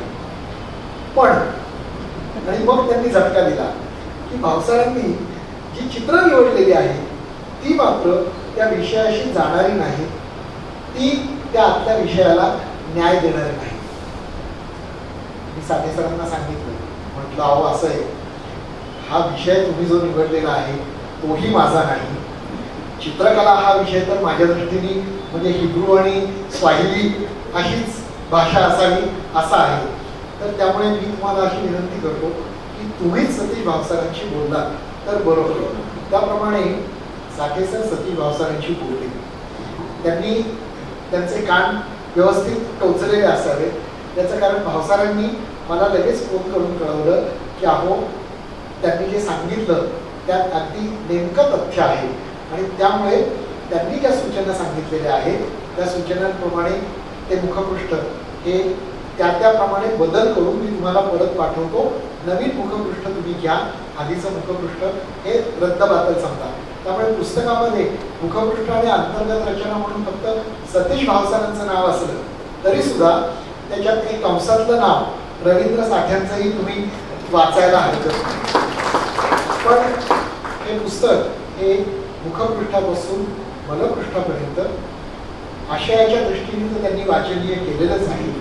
त्याच्या मांडणीच्या आणि सजावटीच्या दृष्टीने सुद्धा ते जास्तीत जास्त वाचकस्नेही व्हावं असा आमचा प्रयत्न होता. त्याप्रमाणे आम्ही तो केलेला आहे. राजहंसची सगळी निर्मितीची जी टीम असते ते आमचे निर्मिती प्रमुख शिरीष शिवाळकर हेही आज या कार्यक्रमाला आवर्जून उपस्थित राहिले. त्याच्या जोडीलाच तृप्ती देशपांडे, प्रसन्न परांजपे, शिवदास, सद्गुरू बाइंडिंग ही सगळी जी आमची टीम आहे त्याच्या वितरणाची जबाबदारी घेतलेले वैशाली जोशी, संजय जोशी, सारिका भामे, राहुल देशपांडे या सगळ्यांचा हातभार या पुस्तकाला लागलेला असतो. लेखकाच्या हातातलं ते पुस्तक गेलं एकदा की मग ते त्याच्या सकट टीमवर्क बनतं आणि या टीमवर्कचा जो परिणाम आहे तो आपण सगळ्यांनी पुस्तक वाचल्यानंतर आपल्याला जाणवेल याची मला खात्री आहे. आपल्या हाती ते पुस्तक राजहंस हे अतिशय जबाबदारीने सोपवत आहे. त्याचा प्रतिसाद हाही तसाच जबाबदार असावा अशी साठ्यांप्रमाणेच राजहंसची सुद्धा अपेक्षा आहे. या पुस्तकाबद्दल मी राजहंस प्रकाशन परिवारातर्फे रवींद्र साठ्यांचं आवर्जून अभिनंदन करतो. आज जे प्रमुख अतिथी मोघे सर आणि इजारे सर त्या कार्यक्रमाला आवर्जून उपस्थित राहिले. आपल्यामध्ये सुद्धा या विषयाशी संबंधित असे कितीतरी तज्ज्ञ लोक हे असणार याची मला खात्री आहे. साठे सरांचा वेगवेगळ्या संस्थांशी असलेला परिचय आणि परिवारासारखंच येते. त्यामुळे आपण सगळे या कार्यक्रमाला आवर्जून उपस्थित राहिलात याबद्दल आपल्या सगळ्यांचे राजहंस प्रकाशन परिवारातर्फे आभार मानतो आणि थांबतो. धन्यवाद.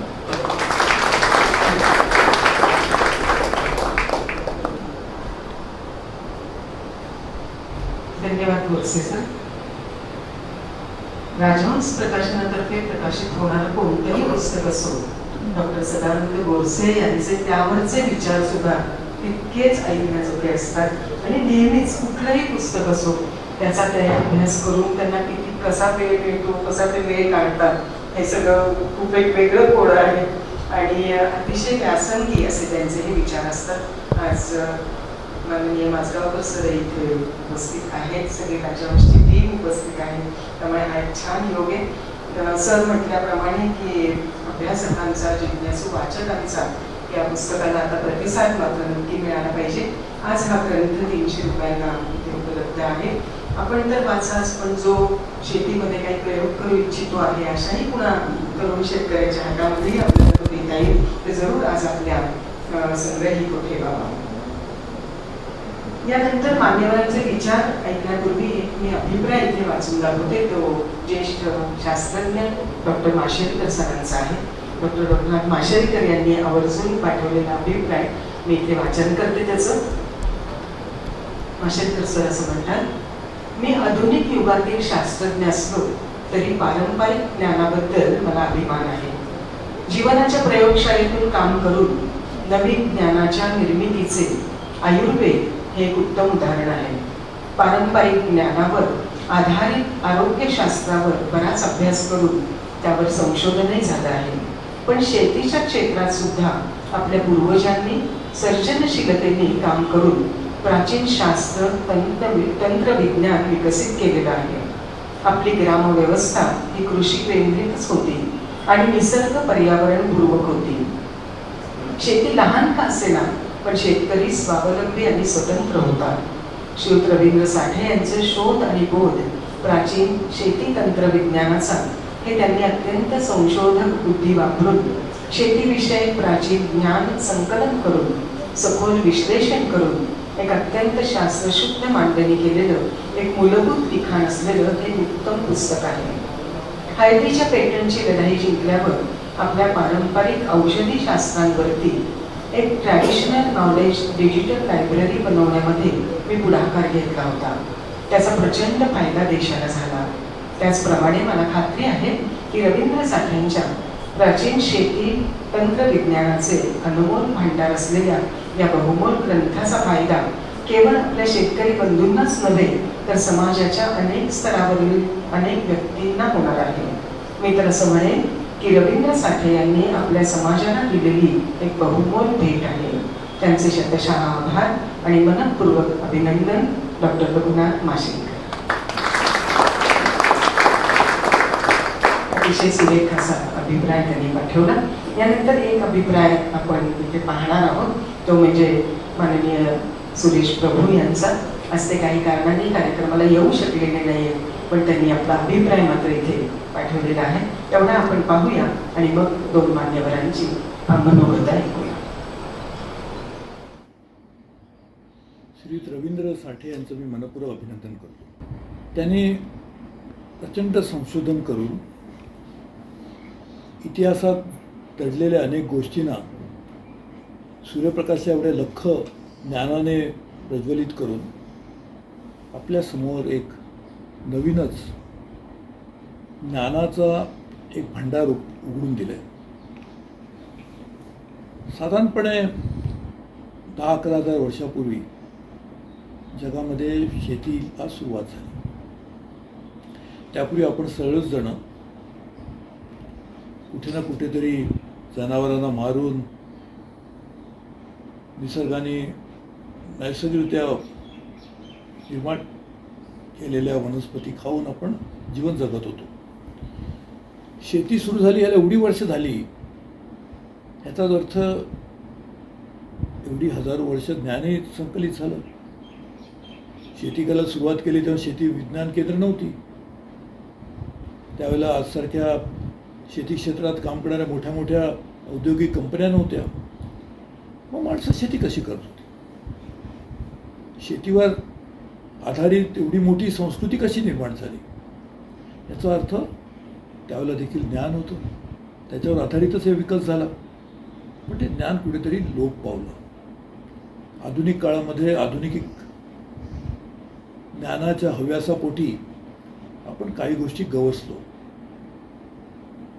त्या गेलेल्या गोष्टी पुन्हा जर पुनर्जीवित करू शकलो तर आपल्याला नवीन युगामध्ये देखील ह्या मार्गदर्शक ठरतील याची खात्री बाळगून श्री साठे यांनी हा नवीन साठा आपल्यासमोर ठेवला आहे. ज्ञानाचा साठा, विज्ञानाचा साठा आपल्या सर्वांना पुढच्या काळामध्ये उपयोगी पडेल असा मार्ग दाखवणारा साठा त्यांनी आपल्यासमोर ठेवलेला आहे. आणि म्हणून मला खात्री आहे की त्यांनी हे प्रकाशित केलेलं पुस्तक हे आपल्याला अनेक येणारी शतकं हजारो वर्ष मानवाला मार्गदर्शन करीत राहील. आज परिस्थिती अशी आहे की आज तर आता पण मी भाषण करतोय त्या सुमाराला जगामध्ये एक आगडोंब पसरलेला आहे. लोक घाबरले आहेत की काय होणार, खायला काय किमती वाढत आहेत, जमीन मर्यादित, खाणारी तोंडं वाढत आहेत, त्यांच्याकडे खरेदी करण्यासाठी क्रयशक्ती वाढते, म्हणजे लोक जास्त अन्नधान्य खरेदी करणार आहेत. शेतीवर आधारित माणसाची संख्या देखील कदाचित कमी जास्त होऊ शकते, पण ती देखील प्रचंड आहे. अशा परिस्थितीमध्ये आधुनिक काळामध्ये शेती कशी करावी याच्यासाठी शेकडो वर्षापासून आपल्या माणसानेच स्वतः संकलित केली माहिती आपल्यासमोर येते. माणसं जगली ना, त्यावेळेला सगळ्या आधुनिक काळातल्या सर्व गोष्टी नव्हत्या ज्या आपण आज पाहतो आहोत. मग एवढी माणसं जगली कशी? शेती करत होती ना, मग कशी केली? हेच त्यांनी आपल्यासमोर ठेवलेलं आहे. या कार्यक्रमाला उपस्थित राहण्याची मला मनस्वी इच्छा होती, परंतु काही कामानिमित्त मला आज तुमच्या समवेत येता येत नाही, म्हणून ह्या माध्यमातून तुमच्याशी संवाद साधतोय. परंतु कितीही म्हटलं तरी श्री रवींद्र साठेंनी केलेल्या या प्रचंड संशोधनाबद्दल आणि त्यांनी या लिहिलेल्या पुस्तकाबद्दल त्यांचे मनापासून आभार मानतो, अभिनंदन करतो आणि अशा अपेक्षा करतो की ह्यामधून बोध घेऊन, यामधून स्फूर्ती घेऊन अजूनही आणखीन याबाबतीत संशोधन होईल आणि येणाऱ्या काळामध्ये सर्वसामान्य माणसाला देखील याचा फायदा होईल अशी अपेक्षा करतो. आणि पुन्हा एकदा आमचे मित्र श्री रवींद्र साठे यांना धन्यवाद देतो की त्यांनी हे एवढं चांगलं पुस्तक आपल्या सगळ्यांच्या समोर वाचण्यासाठी ठेवलं आहे.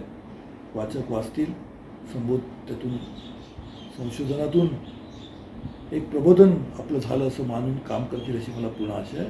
धन्यवाद. आज काही कारणाने सुरेश प्रभू इथे येऊ शकले नाही, परंतु आवर्जून त्यांनी आपल्या व्यस्त अशा व्यापामधून सध्या ते ऋषीभूर युनिव्हर्सिटीचे विद्यापीठाचे कुलपती म्हणून काम बघताय हिमाचल प्रदेशातलं. पण साठे सरांच्यावरती स्नेह असल्यामुळे त्यांनी हा आपला संदेश पाठवला. यानंतर आजच्या कार्यक्रमाचे पाहुणे त्यांच्या मनोगताकडे आपण वळूया. मी मगाशी त्यांची ओळख करून दिली की साठे सरांचे वर्गमित्र असं म्हणून आज इथे आलेले आहेत, ज्यांचं उत्तम वक्ते आहे असेही मी परिचयामध्ये तुम्हाला ओळख करून दिली. मी माननीय दादा इनाते यांना विनंती करते की त्यांनी आपलं मनोगत या निमित्ताने व्यक्त करावं.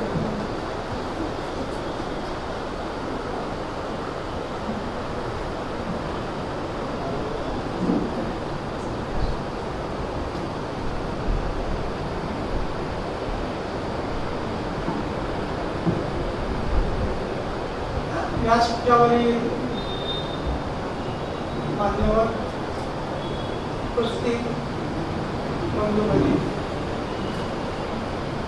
एका पुस्तकाच्या संबंधात विविध अंगाने आपण त्याची ओळख करून घेतो. शोध आणि बोध या दोन शब्दप्रयोगाकडे मी आपलं लक्ष देतो. शोध याचा अर्थ काय? या पुस्तकाच्या आधारावर काय असतं आपल्याकडे या संबंधात जे जे आहे ते त्यांनी शोधून काढलं, त्यांनी निर्माण नाही केलं.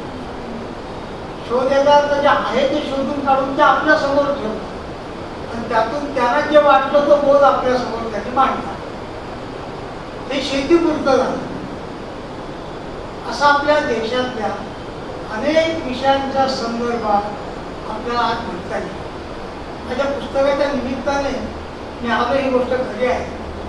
पण आपल्या निवेदिका ज्या आहेत त्यांनी सांगितलं त्याप्रमाणे आमची खूप मैत्री, घट्ट मैत्री कॉलेजमधली, हे त्याचं एक कारण आहे. हे पण खरंच आहे. मी दोघे कॉलेजमध्ये होतो, सगळ्या स्पर्धामध्ये सतत भाग घ्यायचो. अनेक वेळा त्याचं कॉलेजचं इलेक्शन आम्ही लढवलं. त्या कॉलेजमध्ये मी GS झालो होतो. त्याचं कारण असं घडलं होतं की आदल्या वर्षी एक जण GS होणार होता, तो माझ्याकडे मत मागायला आला होता. मी म्हटलं काय अगोदर काय विचार केला नाही का? तो म्हटला GS होणं म्हणजे काही देवाची गोष्ट आहे काय? म्हटलं लिहून ठेव, पुढच्या वर्षीचा GS मी. आणि त्याप्रमाणे पुढच्या वर्षीचा GS झालो. अशी रचना माझ्याबरोबर होती म्हणून असं एकत्र काम करण्याचा अनुभव, सहचिंतन, त्यांच्या खर्चाही तो एक मागता आपण जो पसारा पाहिला, त्यांच्या मातोश्री एक उत्तम शिक्षिका त्या रत्नागिरीमधल्या मान्यता प्राप्त शिक्षिका. आणि त्या कालखंडामध्ये जगन्नाथ भावे जे शिक्षक आमदार होते विधान परिषदेचे, ते रत्नागिरीचे होते. त्यांचे अनेक विषयामध्ये मार्गदर्शन मिळायचं आणि साठेची आई सुद्धा त्यांच्याशी सतत अनेक विषयात जोडलेल्या असायच्या. आणि आम्ही त्यावेळी संघाच्या शाखेत जाणारी लहान मुलं यांचं ऐकत असायचो. ते काय म्हणतात ते समजून घेण्याचा प्रयत्न करायचो. त्याच्यातनं अनेक गोष्टी पुढे घडत गेल्या. कॉलेज जीवनात असताना मी जवळजवळ विवेकानंदांचे 10 खंड वाचून काढले, अभ्यासले होते. आणि त्यामुळे त्या कालखंडापासून एखाद्या विषयाचा अभ्यास कसा करावा त्याचा स्वामी विवेकानंदांचे खूप मोठा परिणाम हा माझ्या मनावर होता. त्याच्या आता बाकी सोडून तर आता तो आपला विषय नाही. पण एकदा असा एक प्रसंग घडला की एका ठिकाणी ते प्रवासात चालले होते. ते एक चांगलं पुस्तक लिहिणारा ग्रस्त त्यांच्याशी काही चर्चा करत होता. तर ते हो हो म्हणत होते. पण ते म्हणजे पुस्तक पाहिले का तुम्ही? नाही पाहिले. तर हे पुस्तक बघा, हे वाचा आणि मग आपण चर्चा करू. त्याने ते पुस्तक बघितलं आणि तास दीड तासात त्यांना परत दिलं पुस्तक. पण ते म्हणजे तुम्हाला वाचायला दिले मी, पण परत काय देता? म्हणजे वाचून झालं माझं 1 तासात. हे एवढं पुस्तक तुम्ही 1 तासात कसं वाचलं? ते म्हणजे तुम्हाला शंका असते तर तुम्ही तुमच्या पुस्तकाच्या कुठल्याही पानाबद्दल मला माहिती विचार. आणि त्याच्यावर विचारलं तर प्रत्येक प्रश्नाचं त्यांनी उत्तर दिलं. त्यावेळी आम्ही कथा ऐकली होती स्वामी विवेकानंदांची. त्याचे ॲट ए ग्लान्स पूर्ण पान वाचायचे, मुळी वाचत नसतं, पूर्ण पान वाचायचे. आणि त्याचा परिणाम म्हणजे पुस्तक सहजपणे ते उलगडत गेले आणि ते पुस्तक त्यांनी वाचलं. ही शक्ती आली होती. ही शक्ती येते कशी? आज आपल्या नरेंद्रभाई मोदींचे वाक्य आपण ऐकतो की मला शून्य निद्रा ह्याचा अभ्यास करायचा आहे, कसं व्हायचं आहे. शून्य निद्रा झोपच नको दिवसभरामध्ये. आणि हे आपल्याकडे आहे, त्याचं तंत्रज्ञान आहे, ते शोधत आहे. आज या निमित्ताने मी हा विषय आपल्या समोर आणू शकतो. हा कालखंड असा आहे ज्या काळात आपण उभ्या आहोत. हा कालखंड असा आहे की जे जे असं काही प्राचीन होतं आणि जे दुर्लक्षित होतं, लाथाडलेलं होतं, त्याच्याबद्दल पूर्वग्रह आमच्या मनामध्ये उत्पन्न करून दिला होता. अशा सगळ्या विषयाला एक पुन्हा एक नवीन कालखंडामध्ये एक नवीन दिशा मिळते. या दृष्टीने आपण पाहतो. आपण अनेक वेळा म्हणतो की आपल्याबद्दल गैरसमज झाले नाही, करून दिले. 1835 मध्ये लॉर्ड मेकॉन याने एक शिक्षण पद्धती आहे आणि त्यांनी पत्र लिहिलं आपल्या घरी, त्यात लिहिलं होतं, मी ही शिक्षण पद्धती भारतात आणतो आहे, त्याच्यामुळे आचार विचार आणि संस्कार हे इंग्रजांसारखे होतील, रंग आणि रक्त फक्त भारतीय नाही. तो उत्तम शिक्षण तज्ञ होता, त्यांचं खरं करून दाखवलं.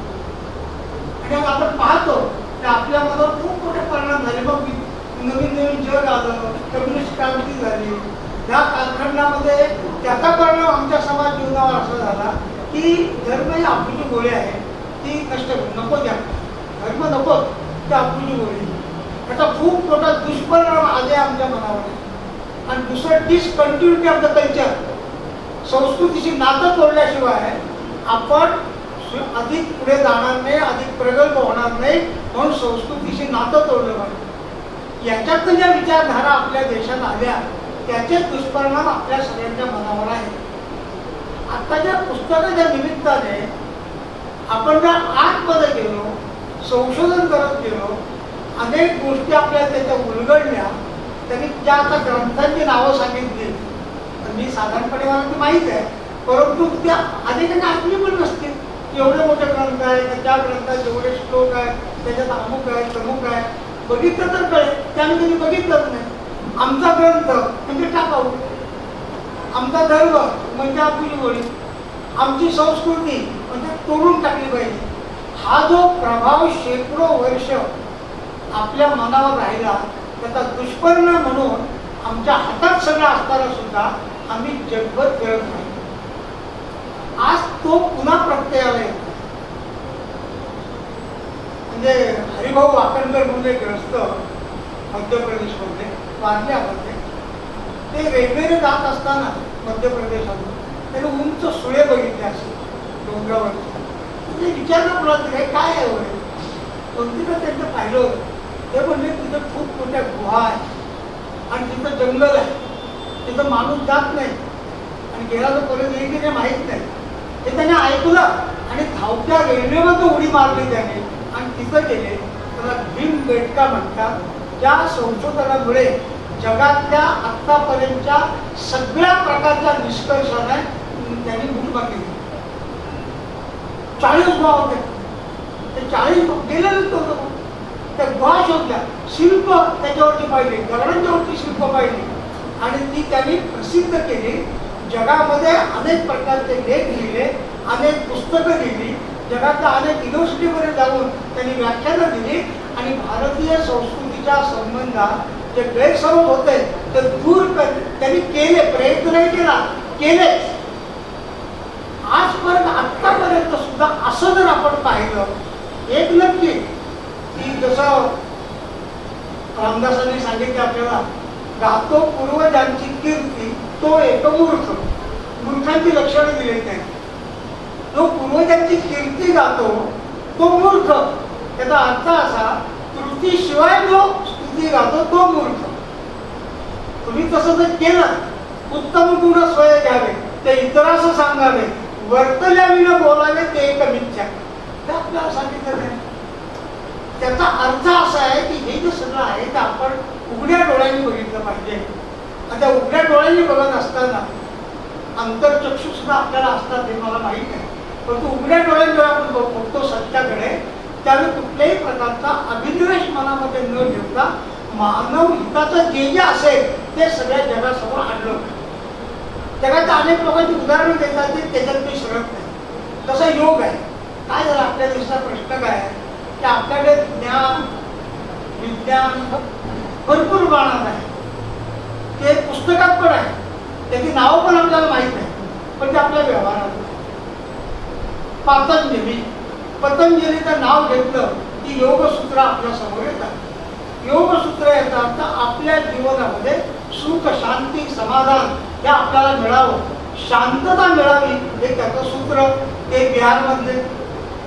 दुसरे भगवान बुद्ध की ज्याने अखंड शांतीचा संदेश सर्व जगाला दिला, तेही बिहारमधले. भगवान महावीर म्हणजे प्राण्यांची कसा व्यवहार करावा असं जगात दुसरं तत्वज्ञान नाही, एकदम शांतीचं संपूर्ण जगावर प्रेम करावं हे तत्वज्ञान तेही बिहारचे, हे तिन्ही बिहारचे आणि बिहार मात्र सगळ्यात अशांत. हा फरक पडला. ज्ञान आहे, ज्ञान होतं पण ते व्यवहारात, ते व्यवहारात आणण्याचा प्रयत्न हे योगाचा सुद्धा ज्यावेळी पतंजली योग पीठाने सुरू केला बाबा रामदेव यांनी, तर त्यांनी एक लोक चळवळ केली योगाची. आणि योग दिन संपूर्ण जगाला 21 जून हा योग दिन पालन करायला भाग पडला संपूर्ण जगाला. म्हणजे आपल्याला आहे ऑलरेडी आहे, पण त्याचा व्यवहारामध्ये आपल्याला प्रत्यय नव्हता.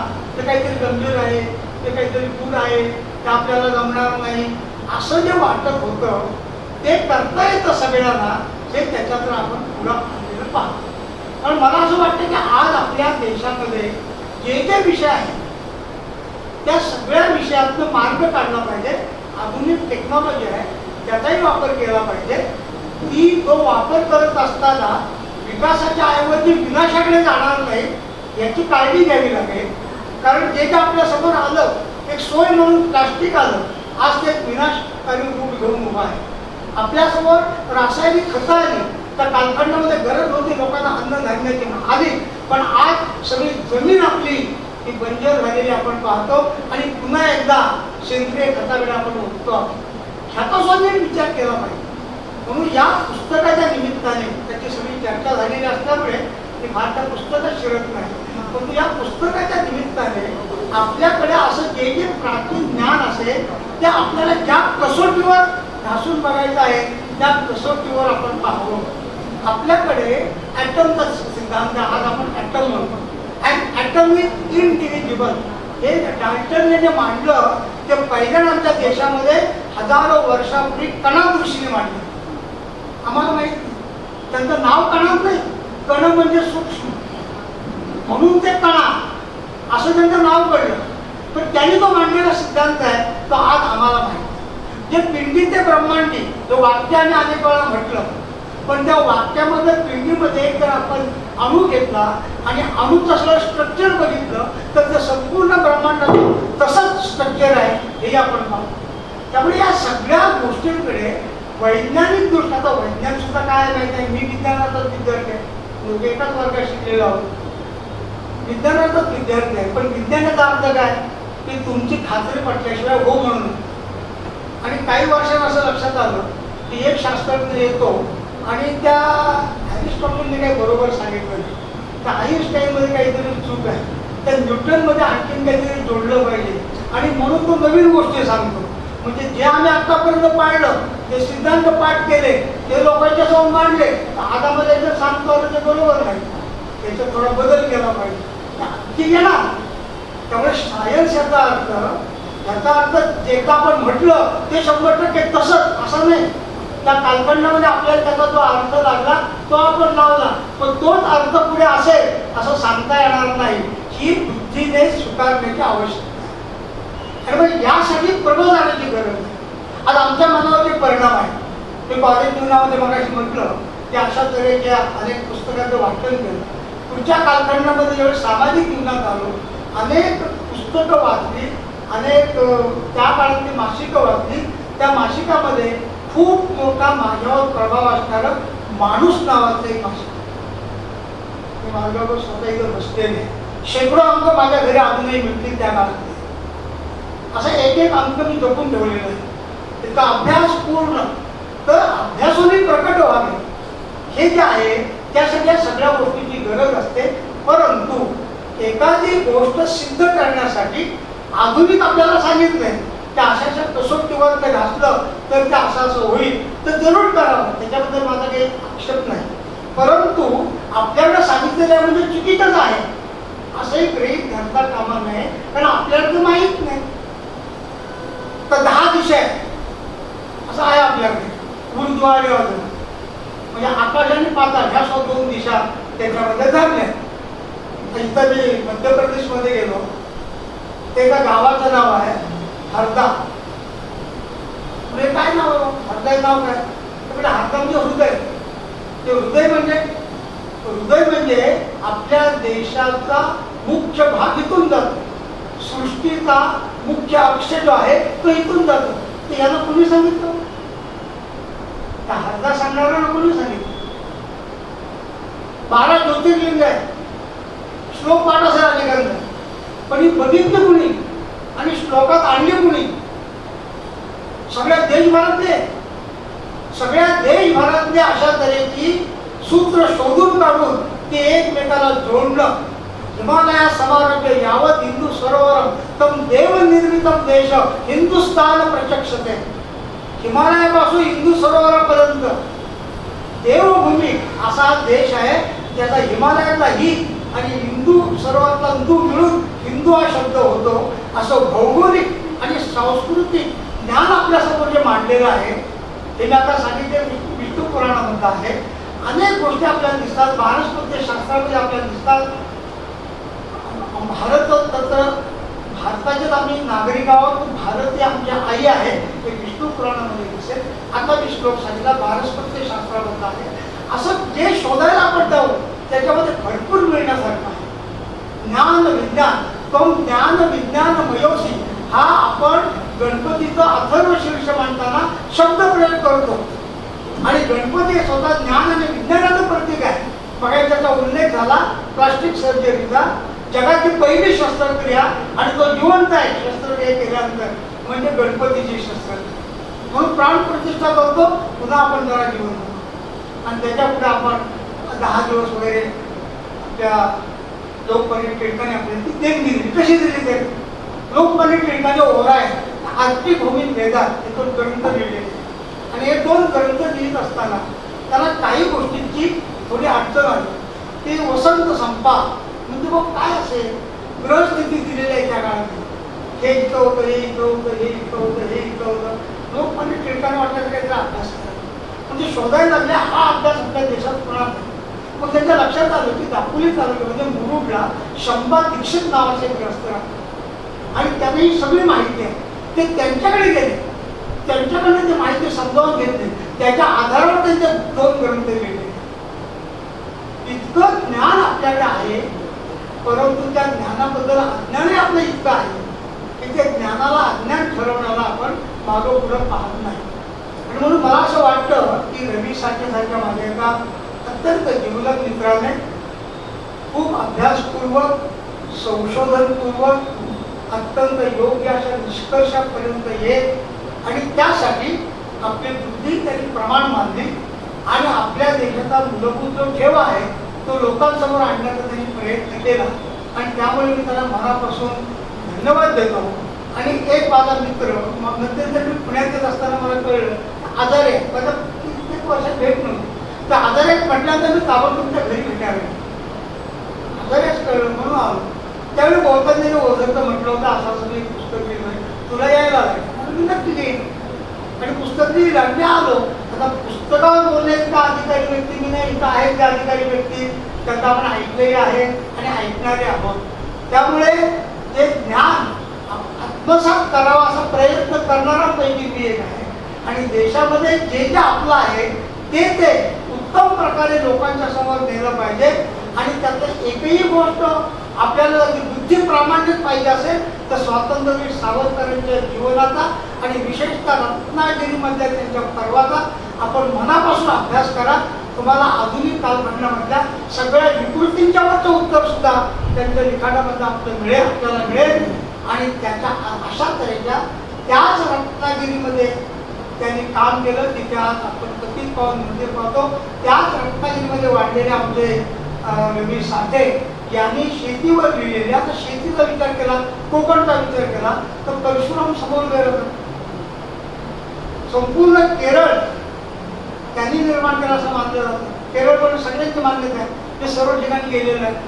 आणि इकडे अरुणाचलम पर्यंत त्यांना मानलं जातं कारण इकडे परशुराम कुंड चिपळूणला आहे, दुसरा परशुराम कुंड अरुणाचलम आहे. हातामध्ये परशु घेऊन ज्यांनी शेती प्रथम आपल्या देशामध्ये केले ते कृषी आणि ऋषी असे दोन्ही शब्दांना न्याय देणारे अत्यंत प्रतिभाशाली अशा आपल्या परशुरामांची भूमी ही कोकण मानली जाते. आणि आपल्या देशातल्या श्रीकृष्णाचे बंधू मोठे बलराम, हे बलराम यांचं चित्र आपण जर कधी पाहिलं तर त्यांच्या खांद्यावर नांगर असतं. त्याचं कारण शेती हा त्यांचा मुख्य विषय आहे. या निमित्ताने आपण बलरामांचं, या निमित्तानं आपण परशुरामांचं चरित्र पुन्हा एकदा नव्या दृश्यामध्ये पाहावं, वाचावं, अभ्यास करावा आणि त्याचे निष्कर्ष सगळ्यांच्या जवळ मांडावे अशी विनंती करून मी माझं बोलणं संपवतो. धन्यवाद.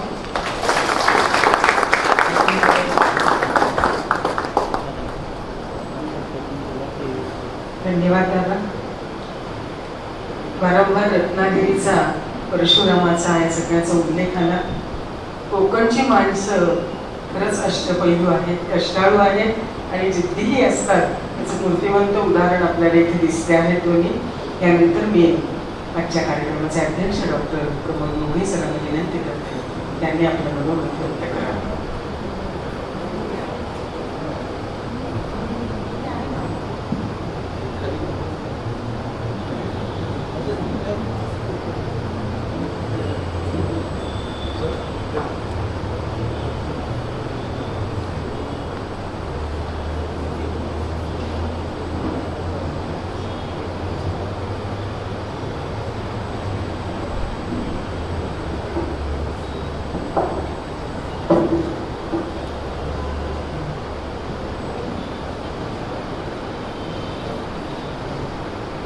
व्यासपीठावरील सर्व आदरणीय व माननीय व शोध आणि बोध प्राचीन शेती तंत्रविज्ञानाचा ह्या श्री रवींद्र अनंत साठे लिखित पुस्तक प्रकाशनासाठी आवर्जून उपस्थित असलेल्या बंधू भगिनींनो, प्रथम मी दोन महत्त्वाच्या गोष्टी सांगू इच्छितो.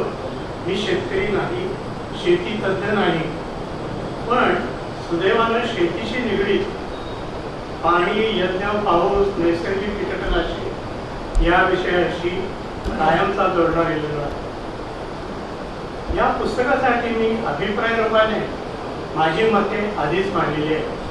त्यामुळे ती न मांडता वैज्ञानिक क्षेत्रात या पुस्तकाची किती उपयुक्तता आहे याचा आधीच बोध घेऊन शोध लावणारा वैज्ञानिक म्हणून काही गोष्टी आपल्या निदर्शनास आणणार आहे.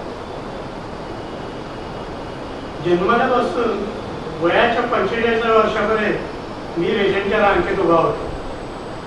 अन्नासाठी शेती किती आवश्यक आहे हे पदोपदी जाणलेला मी माणूस आहे. डुकरासाठी असलेला गहू आणि मिलो इत्यादी पदार्थ हे सोन्यापेक्षा किती मौल्यवान आहेत हेही मी पाहिले आहे. तांदूळाची तस्करी सुद्धा त्यावेळी मी केलेली आहे. पण हा सगळा आढावा का घेतोय तर अन्नधान्याच्या तुटवड्यामुळे 1965 सालानंतर जेव्हा माझी वैज्ञानिक कामगिरी चालू झाली त्यावेळी देशात रासायनिक क्षेत्रात आपण अतिशय मागे होतो. नेमकं त्याच वेळी हरित क्रांतीचं वादळ प्रचंड गोंगावत होतं. त्यावेळी वैज्ञानिक क्षेत्रात कृत्रिम कीटकनाशके विकसित करून ती माझ्या संस्थेतर्फे पुरवणे किंवा माझे ते तंत्रज्ञान कारखान्यांना देऊन अशा कीटकनाशकांची मोठ्या प्रमाणात उत्पन्न निर्माण करणे ही कामगिरी आमच्याकडे देण्यात आली. त्यामुळं मी स्वतःला एक याचा कृत्रिम कीटकनाशक करण्याचा एक संशोधक म्हणून स्वतःला अजूनही मला खंत वाटते त्याची. पण या सर्व तंत्रज्ञानात जेव्हा मी कीटकनाशक 10 कीटकनाशक ही स्वतः निर्माण केली आणि त्यात काय होतं की हे सर्व ज्ञान होतं ते संबंध पाश्चिमात्याची गुलामगिरी होती. रशिया, अमेरिका, युरोप यांचे संशोधनावर आम्ही आमचं संशोधन भर टाकून अशी 10 तऱ्हेची पेस्टिसाइड्स आम्ही भारताभर पुरवण्यासाठी बनवली.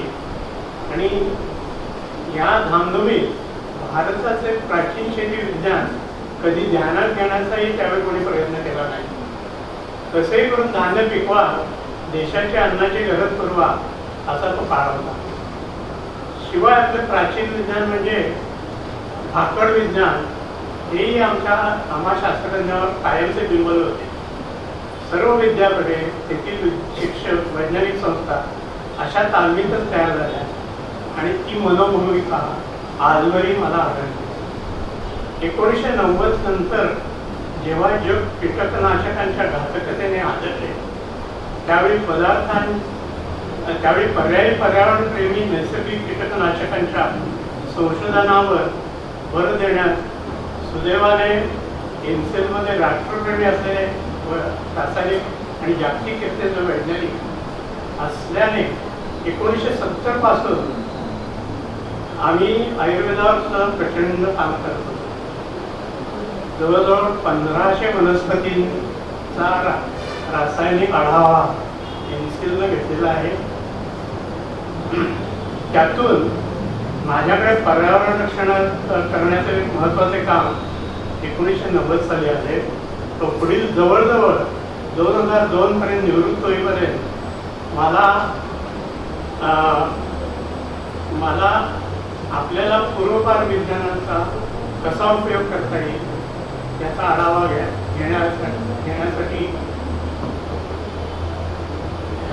घेण्यासाठी मी भरपूर प्रयत्न केले. आता हे ज्ञान उपलब्ध कुठं होणार?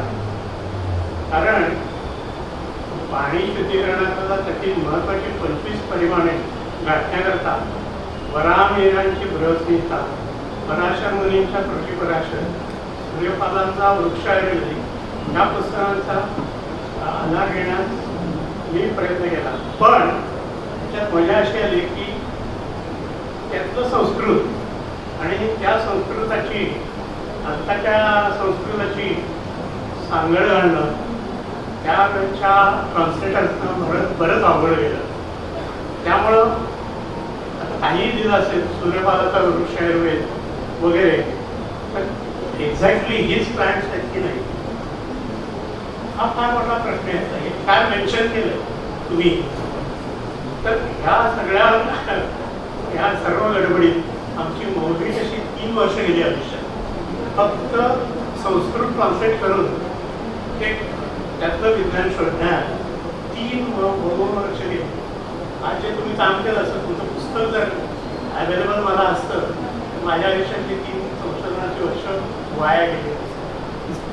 हा या पुस्तकाचा उपयोग आहे. तुम्हाला प्रेक्षकांना सांगायचं मला की काय या पुस्तकाची तुम्हाला नितांत गरज आहे. अशा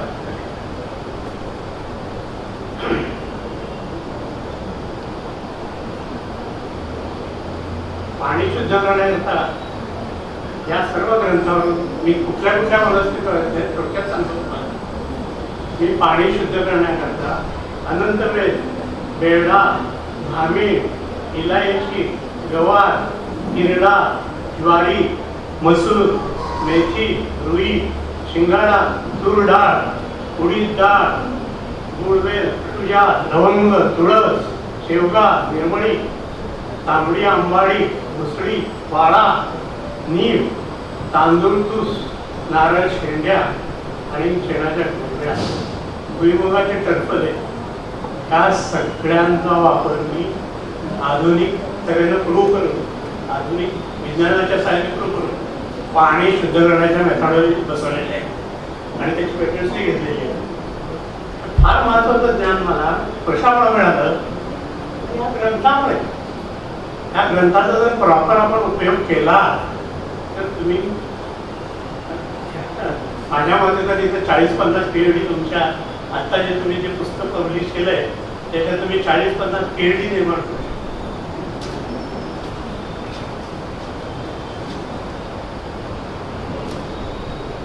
आणि त्याच्याच पुढं लोकांना माहीत नसेल की यज्ञ संकल्पना, आता ही संकल्पना कोणी दिली? आपले भूतपूर्व राष्ट्रपती कैलासवासी अब्दुल कलाम यांच्या नेतृत्वाखाली आम्ही यज्ञ संकल्पनेवर कामाला लागलो.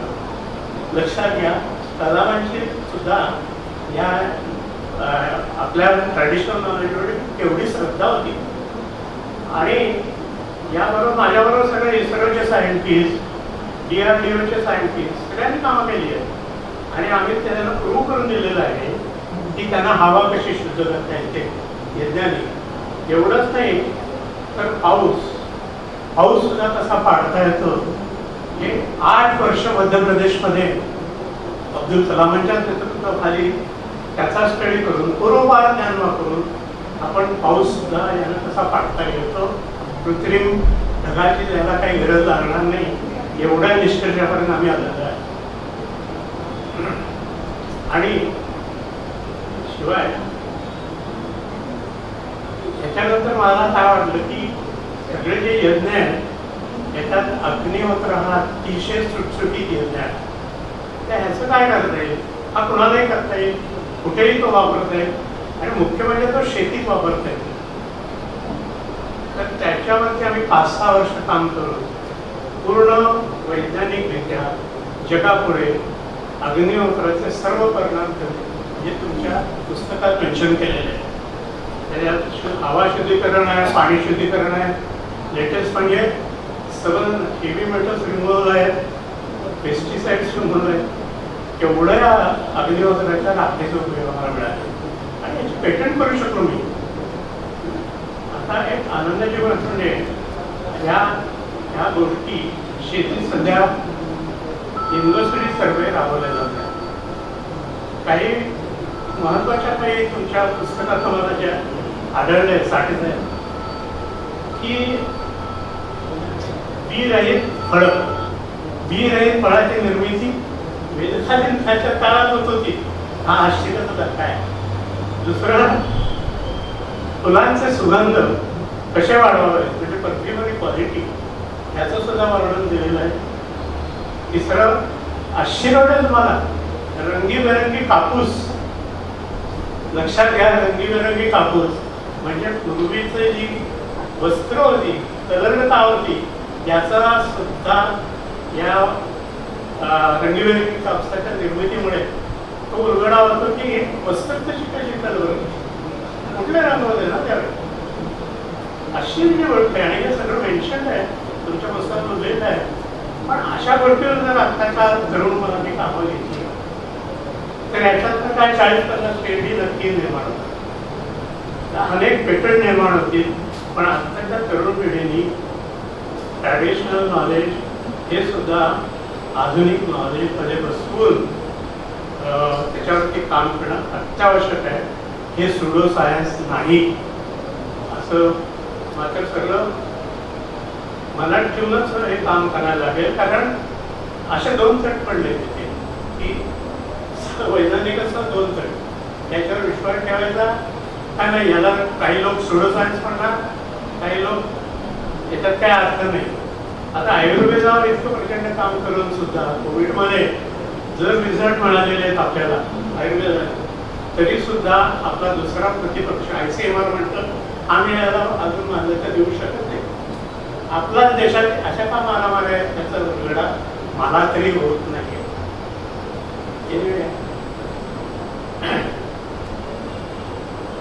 तुमच्या साठेसाहेब 2 फार महत्वाच्या गोष्टी मला पुस्तकात मिळाल्या आणि त्या म्हणजे प्राचीन सूक्ष्म जीवशास्त्र मायक्रोबायोलॉजी याचा उल्लेख मला आजवर माझ्या आयुष्यात कोणीही दिला नव्हता. मायक्रोबायोलॉजीचा मला एक लागतो सपोर्ट ट्रॅडिशनल नॉलेज, पण आपल्या पुस्तकात तो मिळाला. तुमच्या कामाबद्दल त्याचा हॅट्स ऑफ. शेवटी मला एवढंच म्हणायचं आहे की श्री रवींद्र साठे यांचं याच्याकरता या सर्व कार्याकरता मी तुमचं मनपूर्वक अभिनंदन करतो. आणि अशी बरीचशी प्राचीन विज्ञाननिष्ठ पुस्तके लिखाण आपल्या हातून होत आणि हे शोध आणि बोध प्राचीन शेती तंत्रविज्ञानाचे पुस्तक शेतीविषयी सर्व अभ्यासकांना माझ्यासारखं प्रेरणादायी करो हीच अपेक्षा शेवटी मी करतो. जय हिंद, जय महाराष्ट्र.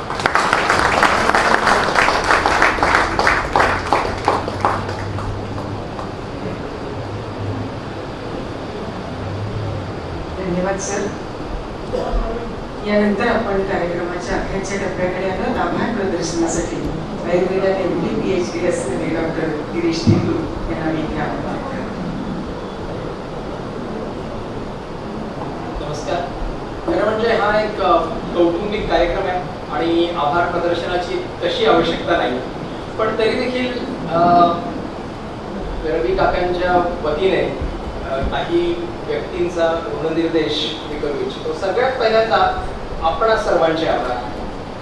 आत्ताच वक्त्यांपैकी कोणीतरी म्हणाला की आपल्यापैकी फार कमी लोक खरं म्हणजे शेतकरी आहेत तिथे, पण आपण आपलं पहिलं दुसरं नात्यांचं वर्तुळ जर शोधलं आणि 2 पिढ्या अगोदर गेलो तर आपल्या लक्षात येईल की आपल्या प्रत्येकाचा शेती या विषयाशी अगदी थेट संबंध आहे. आणि त्यामुळे आपण खरं म्हणजे शेतकरी सगळे, पण आपण त्या विषयाच्या मागे आपण फार दूर चाललेलो आहोत. वेगळ्या तंत्रज्ञानाच्या वेगामुळे माती आणि मन या दोघांची मशागत हा सर्व जगासमोरचा महत्त्वाचा प्रश्न आहे. आणि म्हणून या महत्त्वाच्या विषयासाठी आपण सगळे उपस्थित राहायला त्याबद्दल आपल्या सर्वांचे रवी काकांच्या वतीनं आणि कुटुंबियांच्या वतीनं मित्रपरिवाराच्या वतीनं मी ऋण व्यक्त करतो. सगळ्यात महत्त्वाचे आभार जर असतील तर राजहंस परिवाराचे. निरक्षील विवेकाने ते निवड करतात, थोडा वेळ घेतात, पण नंतर ज्या पद्धतीची मशागत करतात ते अनुभवणं हा खरंच एक अत्यंत शिकण्यासारखा अनुभव असतो. एरवी कार्यक्रमात फारसे न बोलणारे दिलीपराव भास्कररावकरांबरोबर जर आपण थोडा वेळ बोललो तर परिसस्पर्श म्हणजे काय हे आपल्याला नक्की लक्षात येतं. आणि दिलीपराव अनेकांना पेरते व्हा सांगत असतात आणि अनेक संकल्पनांची मशागत राजहंस ज्या पद्धतीने करतं त्याला खरोखर तोड नाही. आणि म्हणून राजपरहंस परिवाराचे सगळ्यात पहिल्यांदा आभार.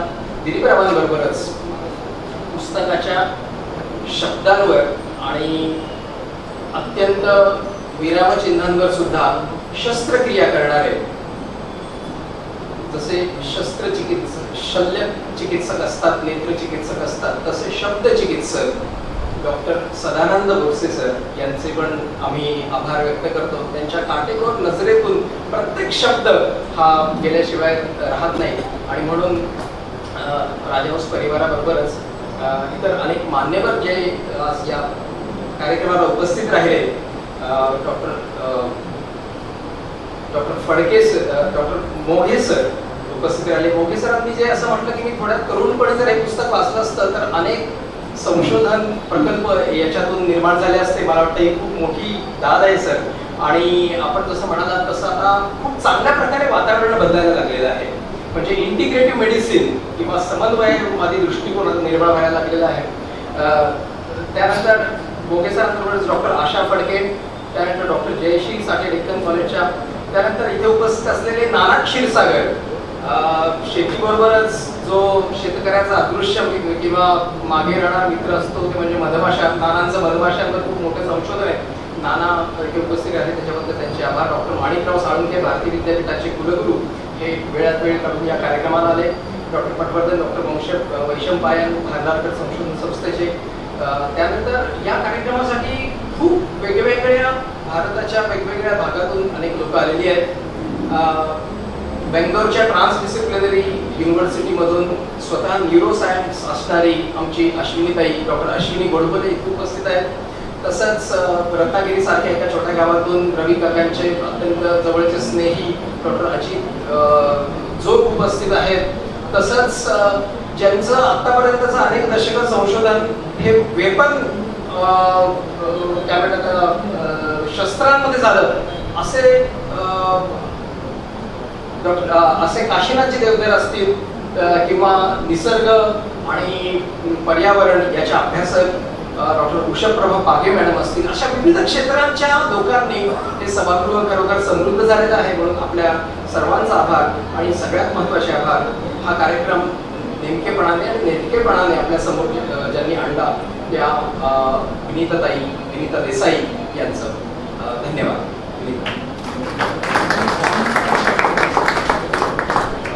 शेवटी प्रसारण घेऊया. आपण सामूहिक म्हणू आणि कार्यक्रमाची सांगता होईल. नंतर चहा पान आणि अनुभव पात्राची व्यवस्था.